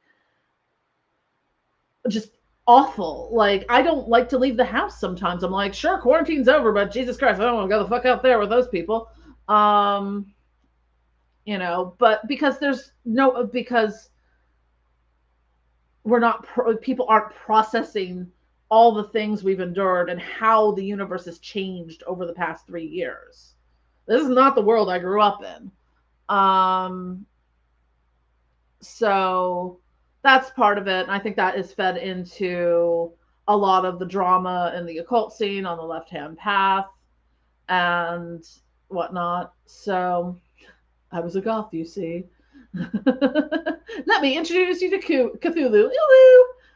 It was a little nouveau goth. I think that was a little like emo after my time. I'm like old goth. I'm like Bauhaus and Sisters of Mercy goth. Yeah, that's Moon Moon. Corey is currently sitting in my lap very nicely, so I may be doing the live stream longer. because it's all about Corey. Yeah, Echo, I agree. It's there was literally I may have talked about it last week, like in Philadelphia, there was okay. So the police ended up shooting someone after high speed chase, multi state kind of thing. What was the reason for this? The person was driving down one of the streets in Center City. Philadelphia has terrible roads. They are full of potholes that can swallow your car whole. There's speed bumps. There's all sorts of shit. Apparently this person hit a speed bump, and two people who were on the sidewalk laughed. So he got out of the car and shot both of them, critically wounding two people because they laughed because he hit a speed bump. And now he's dead because he got shot by the popo. Because that was the hill he was willing to die on. People be crazy like that.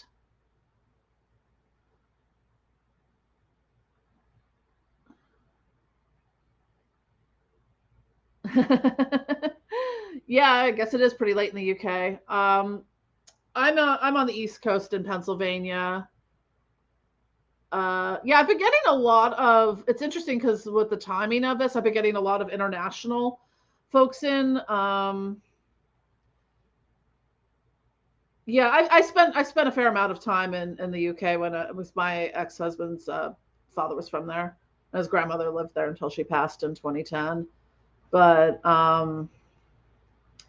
yeah, it's just crazy. I mean, that's a large reason why I want to get out of the city is because it's just fucking crazy. Like I was sitting here one night, this is what I guess in February, and I live in the. I would say I live in the hood. It wasn't bad when I first moved here, but it's gotten worse. And I hear the familiar blap blap blap sounds. And I was on this side of the room. I wasn't. I was like, let's like move away directly from like in front of the window. And I hear the blap blap blap sound coming from that direction, and then I kind of peek out the window. I see one guy running, or I heard some more blap blap blap blaps getting closer. I see one person running. I see another person running. I hear some more blap blap blaps, and then nothing. So called 911 because I was like, hey, you're probably going to have to come pick up a body or take someone to the hospital. Turned out they had, both because it left one person dead a block from here. So that person was like 20, 21 years old. I'm like, yeah, I agree with that Tesla. It's everyone online, everything feels permissible to people because we don't feel threatened when we're honest. Yeah, half these people are blowhards. They're not going to show up at my door and whatnot because I'm tall. So some of these tiny little twits, I could just go boink. I'll be like, I pop your head off like a pimple.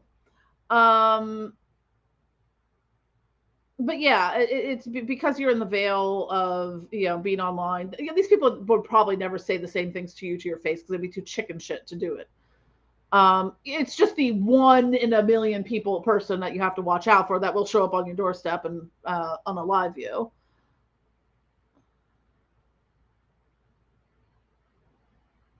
Ah, shit! What did I do? Sorry, I clicked the wrong button. My Mac makes me feel stupid.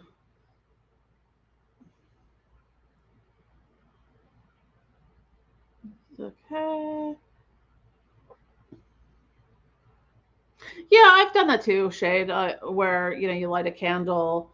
I sometimes do things like in the astral realm that way, where I will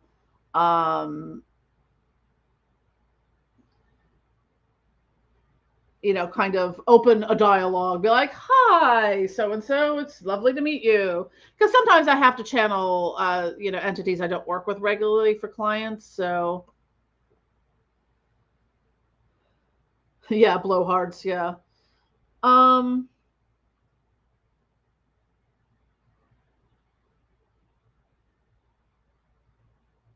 yeah, it's.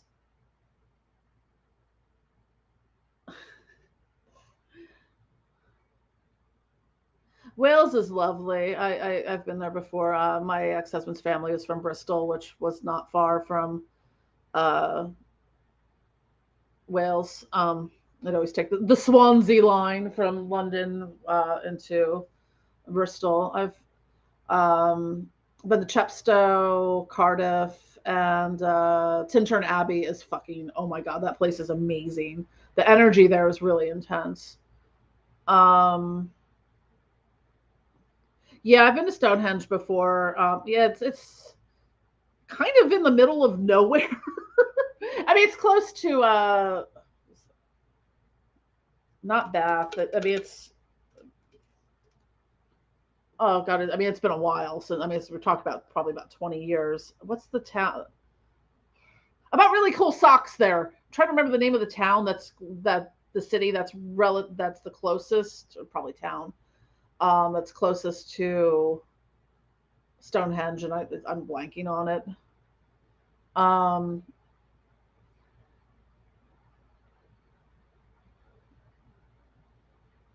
I would love to go to Stonehenge again. I should find my pictures from there. Oh, was it Somerset? I feel like it was one of the towns that had a really nice cathedral, maybe.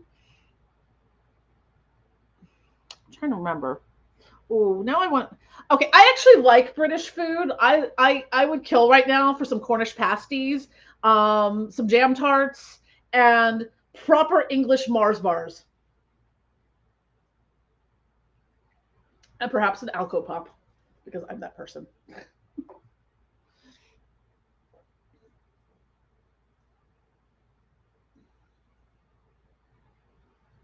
Yeah, I remember being a pretty well. It's England is very small, like comparatively to like the United States. Like what was it? I think the United States is about 4,000 times the size of England or the United Kingdom.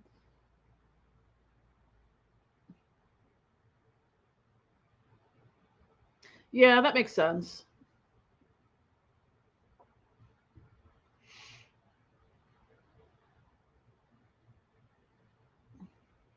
Yeah, I mean, I think the astral channeling. I mean, if you have like, I would say for that, if you have specific questions or want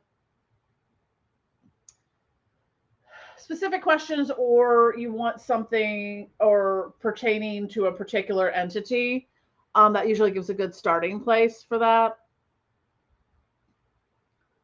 Or sometimes I'll just see who comes through. I mean, usually Lucifer will, at least. I think there's only been like one time where Lucifer hasn't come through with at least something.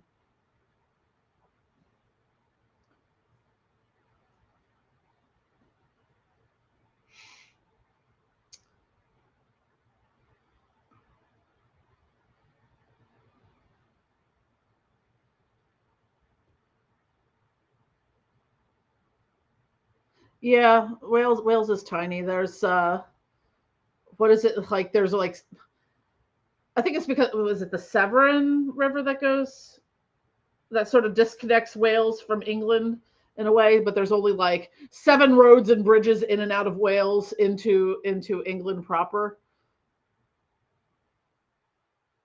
Is it this? What was the bridge that we would always take? It was the first suspension bridge. I have not worked with the Jinn before.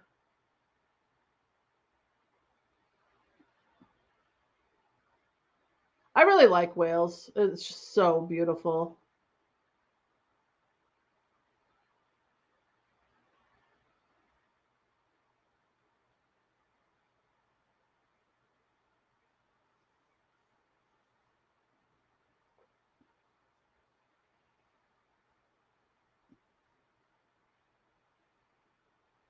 I really want a Cornish pasty now. I don't think there's any place I could get a Cornish pasty here. I like the ones with the cheese and onion Cornish pasties were really good. And the thing I always liked about like grocery stores and co-ops in England is that y'all have like multiple chocolate aisles, and I am here for that. Um,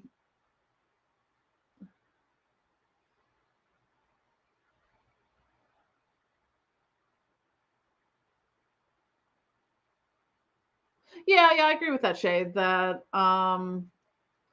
it's sometimes it's kind of understanding the energy signature in how they um present to you, because like Belial will have like a different guise almost every time I work with him, so like I have to know the Belial energy, because otherwise how am I gonna know this poop emoji is Belial or not, or thing from the Addams family, or whatnot. Because Belial always picks something snarky to show up as. Have I worked with Seer?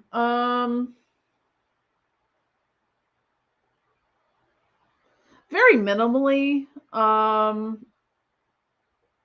haven't gone too deep down the ladder into like the goetic demons. Outside of ones that kind of cross pollinate within other aspects.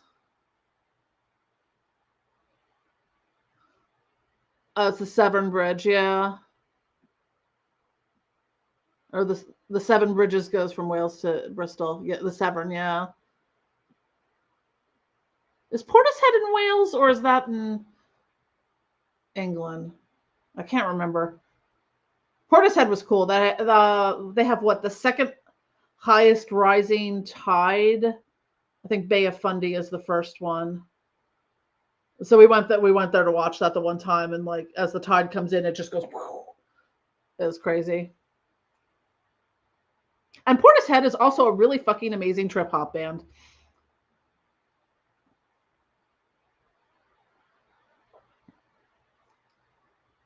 Yeah, some entities have really calming energy, or and whatnot. Like England, okay, yeah, it had been a while. I mean, I was probably there in like maybe 2004, 2006. I don't know. We would go like every other year, so it's like I was there like 2002, 2004, 2006, 2008, 2010. So, um, memory's a little rusty. I would have to look at my photo archives and stuff.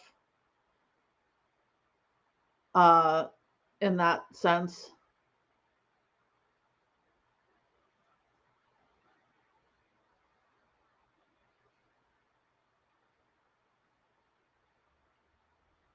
Yeah, Portishead are great. Probably like I think they're one of those bands that are really underrated. Like you just don't hear that much about them anymore, but their music was phenomenal and sexy as fuck. That Portishead is some good sex magic music, let's just say. Like Plastic.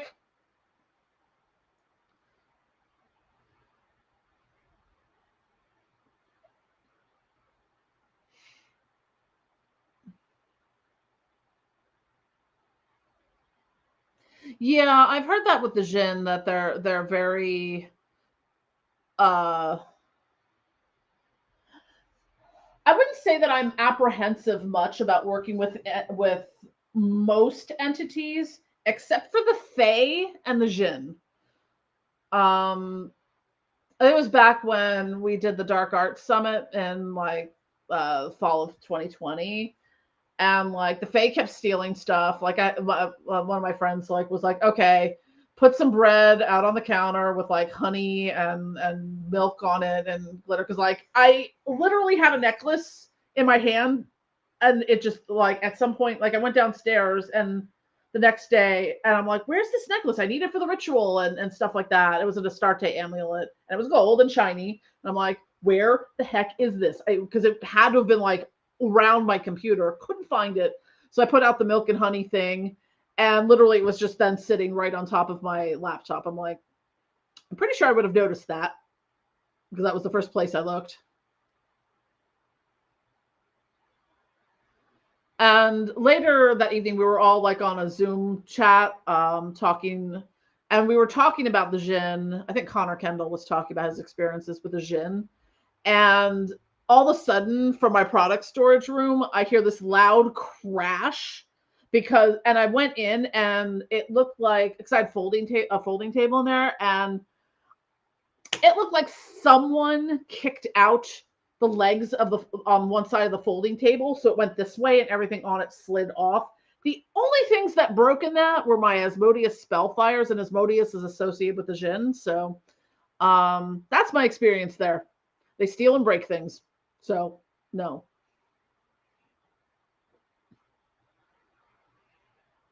It was interesting. There were one time, I think when I first kind of became aware of the Jinn, I'd watched three entirely unrelated TV series. Like it was within the same week, maybe even the same day.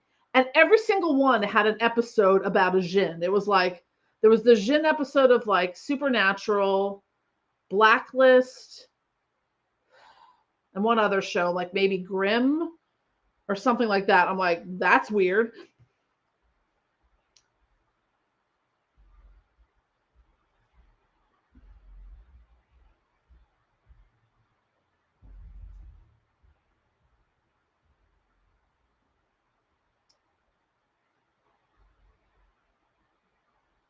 Yeah, like Asmodeus, I think sometimes is associated with the Jinn or like the King of the Jinn or something like that. I am not as familiar with that aspect of Asmodeus as maybe other people might be. So Asmodeus is more like the less what does Eddie call it? Kinky Hell Daddy.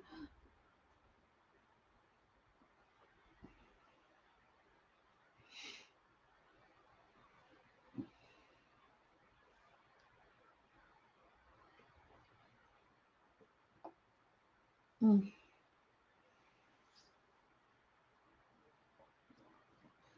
Yeah, I'm not super familiar with the lore around the Jinn.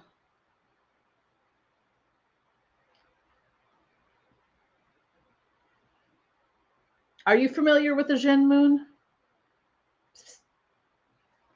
No, you're not.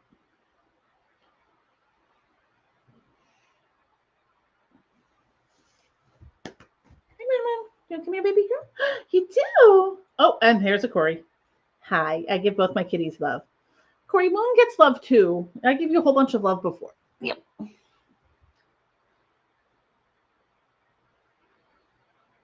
Yeah, I've heard that of the Jinn. Soaring Eagle as well. Yeah, Kinky Hell Daddy. That's Asmodeus. It's always curious. Like I always find it curious how different entities show up because a lot of times they work within our visual framework. And for some reason, Asmodeus always shows up for me like the dude from the Big Lebowski, like just this like demonic dude with like a bathrobe on, nothing underneath, and not closed very well. Um, but yeah, so and I think that's a movie I've seen once. I'm not super into it, but I think a lot of times they pull from our lived experiences and our visual frame of reference. Then when I first started working with Lucifer, it took me a while to lock on to a visage for him because I kept getting like the pop cultural references. And he still always looks like an anime vampire to me.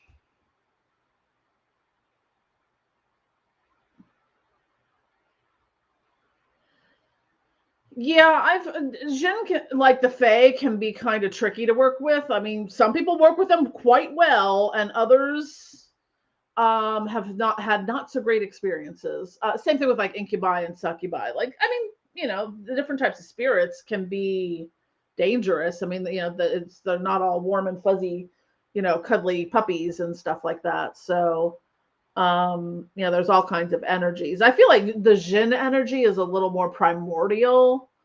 Like it feels older than some of the other things.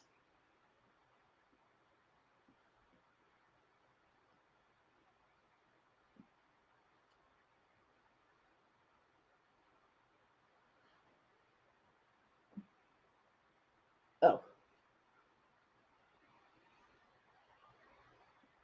Moon meowed while opening a door that squeaked, which made a very weird sound out of nowhere. Either that or I have ghosts. I have ghosts in my bathroom downstairs, which would not surprise me. Or hey, Belphegor.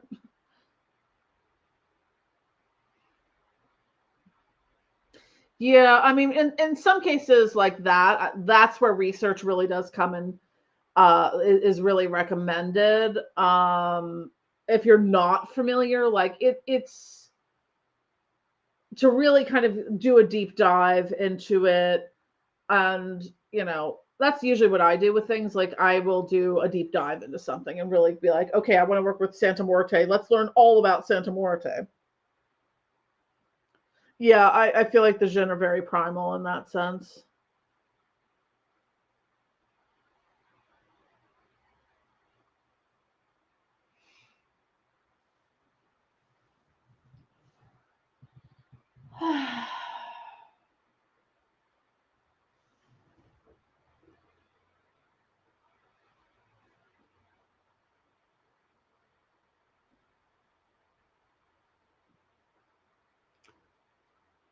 Yeah, I agree. So I agree there, Soaring Eagle. The Fae and the Jinn are kind of in my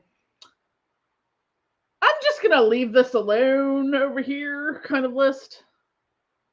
Because I don't feel like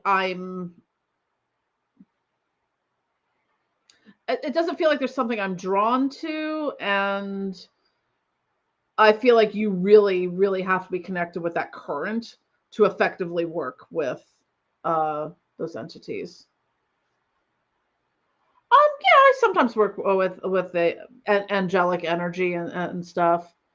Um, I mean, I tend a little more towards the fallen angel aspect, but um, I mean, I've worked with Raphael before.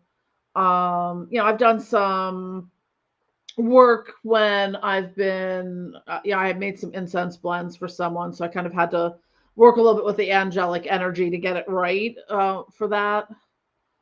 Um, but yeah, I mean, there's different types of healing modalities that use angelic energy more so than other types too. So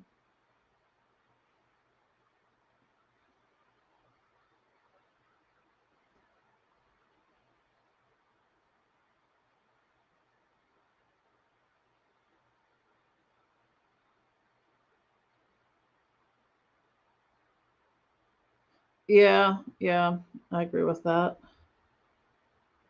Yeah, I mean, it's like I guess my advice sometimes is like don't work with something because you feel like you have to work with it, or it's part of someone's pathworking structure, or you read a book.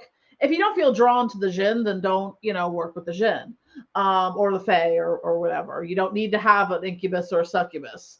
If you are drawn to that, by all means, go for it. But it's not necessarily mandatory.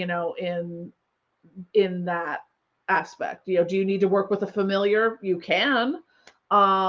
Is your familiar, there's different types of familiars. Like I have power animals that are kind of like in that familiar aspect. Most of my power animals are birds or bird related. The phoenix is one of my power animals, which is why I have the tapestry on my wall there. But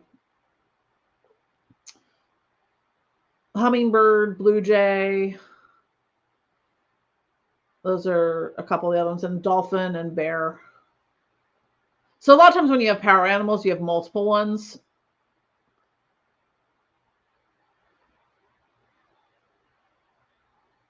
Yeah, I mean that's water is usually a good disruptor. Um, if you've watched any of Robert Bruce's videos or done any of his coursework on like, especially for like astral travel and things like that, or if you're undergoing a spiritual attack or spirit attack, in that sense, like water is very protective and will disrupt. So, like, if you feel like you're being attacked, like someone has sent their familiar or a demon or something like that after you and you're being attacked spiritually, get in water. Go take a shower. Go take a bath. Get in water. Salt, even better. Like, I know some people, depending on the entities, will one of my friends, when they would do outdoor stuff, they would run a hose with water going through it around them for protection.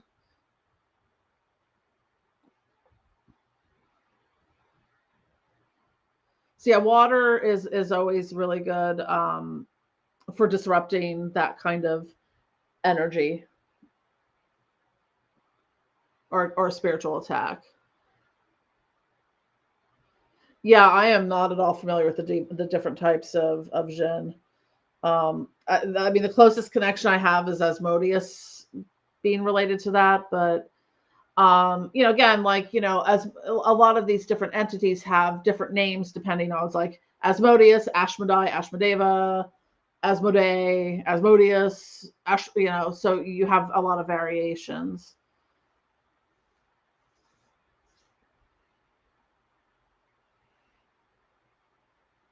So sometimes you have to make the connections from point A to point B with these different names. Especially when you're doing research, because while you might not find, stuff like Asmodeus in the Jinn, but you might find it more under like Ashmodai or Asmodai, and that might be with an end in an I or a Y, depending on spellings. So,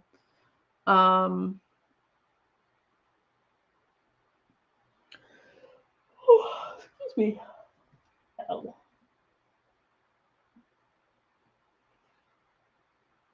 Mm.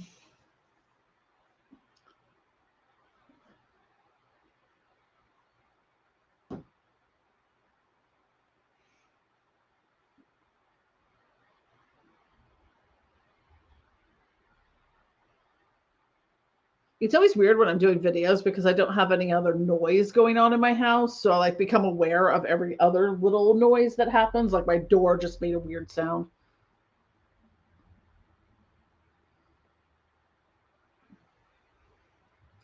I am probably going to wrap up soon because I'm starving. So again, late night dinner for Jen. I don't know what the hell I'm going to eat, but trying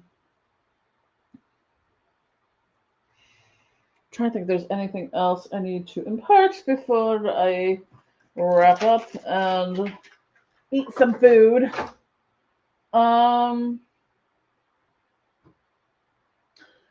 So as far as other updates, I am getting close to being able to launch the new web shop. I'm still just kind of putting the final touches on everything and tweaking things a bit. So that should be coming up in early May. I just have to get everything integrated, running smoothly and whatnot. I really want to get away from Etsy in a lot of ways because, yet again, Etsy, they are making it so awful to, like, such a pain in the ass, especially for like occultists to sell things on there. Like, I guess they had I'd have to look if they updated their medical claims thing. And, I had 2 body oils delisted because I had used in the description, because they were like sensual body oils, I'd used aphrodisiac like properties and, libido, and suddenly that went against their medical claim policy thing. And I know, like, I was talking to Sarah Petroselli earlier in the week. She just had a bunch of her ritual services removed for policy violations and things like that. It's just, Etsy is just getting to be harder and harder. And also they take a fuck ton of our money. Like, I lose probably well over $1,000 a month to Etsy just to make their fees alone. So I hate Etsy sometimes. Unfortunately, I have to deal with them because still about 50% of my revenue comes from there, so I can't like completely ditch them. But they don't make it easy. I mean, for as much money as they're like lining their pockets with, it's insulting. Like, and the thing is, it's like with the policy violations that get me with this is like, I'm like, could you just tell me? Because it was just a matter of wording.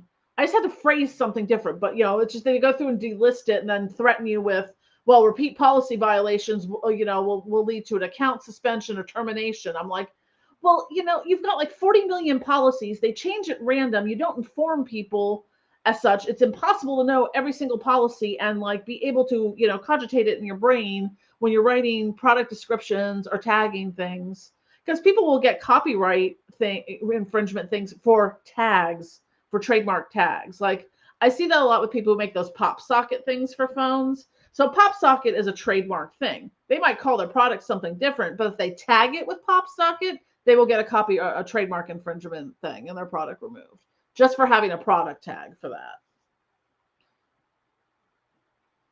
Do you use a pendulum for your products? Not really for my products. I mean, I do use it sometimes for divination purposes. Usually if it's something that needs just kind of like a yes, no kind of question, or, you know, doing kind of a back and forth, or like a confirmation kind of thing.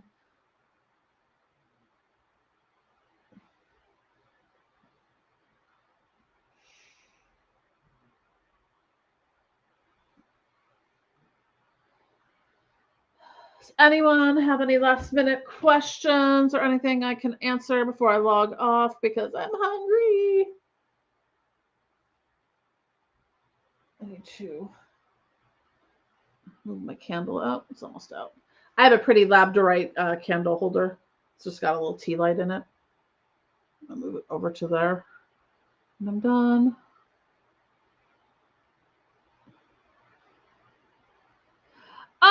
Divination, it's more channeling than, like, say, divination. Or just, you know, spirit driven intuition versus you know, using, like, doing a tarot reading, or I mean, I suppose I could use my dowsing rods to, you know, go into my herb shelf and whatnot, but I tend to, thanks Bonnie, I tend to do that more through channeling, or just through spirit downloads and stuff like that. So yeah, I'm gonna keep doing the Saturday Night Lives. Sorry, don't give me a trademark infringement for that, YouTube. I was tempted to call it Saturday Night Live Stream, but I figured that would probably um, get some copyright in things. And speaking of which, I got a copyright. Um, it wasn't a strike or anything like that. Like, I love how things, like, you know, will just platforms will change. Like, it was from a video from 2 years ago. When we edited it, we used, like, because if you edit things in YouTube, there's an audio library of, like, copyright free songs that you can use, or music that you can use in your videos. And there was one that had, like, some just music in the background. I got, like, a copyright thing. I mean, all that came of it is that I just can't monetize that video anymore. And I'm like, so it was okay for 2 years, but suddenly now isn't. Okay. But it's like all these platforms are getting so much more restrictive. You have to watch what you say, or you're gonna get shadow banned. You have to use stupid words for things, or you're gonna get flagged or shadow banned or whatnot, or community guideline violation because you used, you know, something. Even if talking about historical things, you know, sometimes you have to refer to things stupidly. Because otherwise they'll get flagged by bots. It's an annoying world. The censorship and the amount of crap that is just pulled up under community guidelines, because heaven forbid someone get offended. It's just gotten to be ridiculous at this point. Thank you, Lilith. I hope everyone has a great, whatever time of day it is, evening, night, wherever you are. And pew pews, Yahtzees, unalive. Yeah, I agree. Or the no Germans. That's my favorite one, instead of Yahtzees.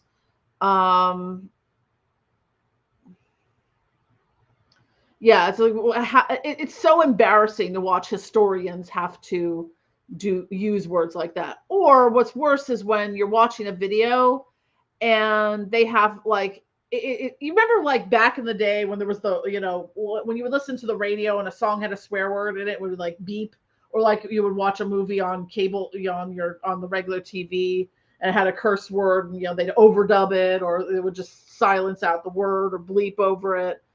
There's some videos on YouTube that have started doing that, like, and it's like, I'm like, I'm sorry, I'm watching a true crime video and you're having to, like, bleep out the words murder, you know, shot, and all of that. Something that, you know, like, isn't right here. Like, there should be, like, in the context of what the video is about, you should be able to use the words in that context and not have to censor it.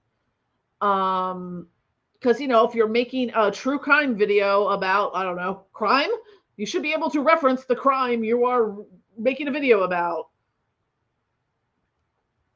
Oh yeah, I agree, Bonnie. I'm just ranting at this point about stupid things, but yeah, it is. It's so like, yeah, that's another one you'll see. It's like sometimes I have to look up what these abbreviations and other words are because I'm like, what the fuck is this person talking about? Um, or for anything sexual, it's like Segual, or Sual or something like that. You know, it's just like it's so dumb that we have to, yeah, grape. Yeah, I mean, it's like it's so insulting and so offensive to have to say that. Like, what do you say? Like, this person is a grape survivor. That's insulting to that person. You know, yeah, the like. I mean, I'm definitely a free speech person. I mean, there is consequences to free speech, but you know, it's yeah, same here, Bonnie. I've been going down some, I guess, true crime and what was the channel I watched? Like Wendigoon, I think was one, and Nick Crowley. I've been watching those ones, and they have all sorts of different. I don't know if you watched those ones, Bonnie, but yeah, they have a lot of different types of topics they talk about. Sometimes they're historical, sometimes they're medical, sometimes they're true crime, sometimes they're conspiracy theories. Um, yeah, it's so sickening, like to have to. It's like basically it's now the equivalent of now we're speaking lolcat, you know, and it's just like, and you know, you gotta keep up with it because like the most innocuous things are suddenly offensive or suddenly, um, you know, gonna get you shadow banned because you know you mentioned the you know thing that happened in 2020 that people got sick and stuff. Um, or like on Facebook, anytime you post something, you mention COVID or something, and you get like a little, you know, not maybe not so much a fact check, but like a little info, you know, about COVID, you know, attached to your post. It's like, I'm sick. Here's like the COVID, you know, information from whatever. Huh, I don't know that one.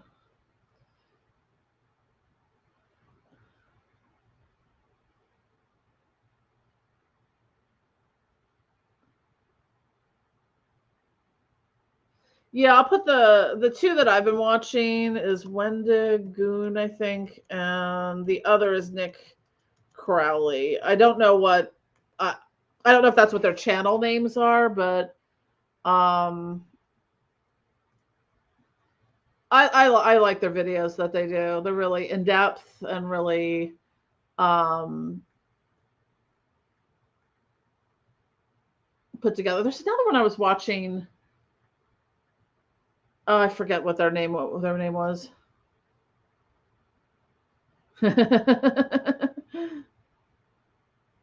One True Lord of Genvi. Yeah.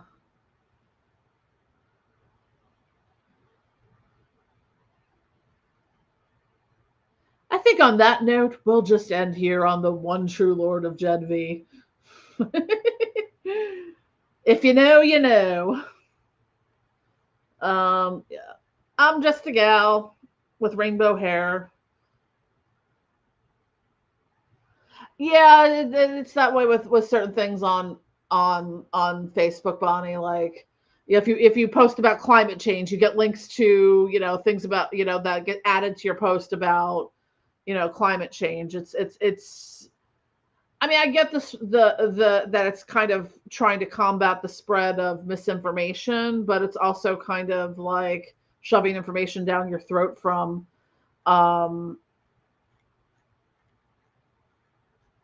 approved sources. So, or the fact checking on Facebook for things will be like, well, this has been proven to be factually incorrect. So there, depending on what you post, you might get a fact check thing on there. It's pretty dumb. But I digress. The world we live in is very stupid sometimes. Yeah, I don't know what I'm going to eat, but I'm going to go eat. And thank you guys so much. Thank you for the super chats and the wonderful conversation. And I will talk to y'all later. Bye.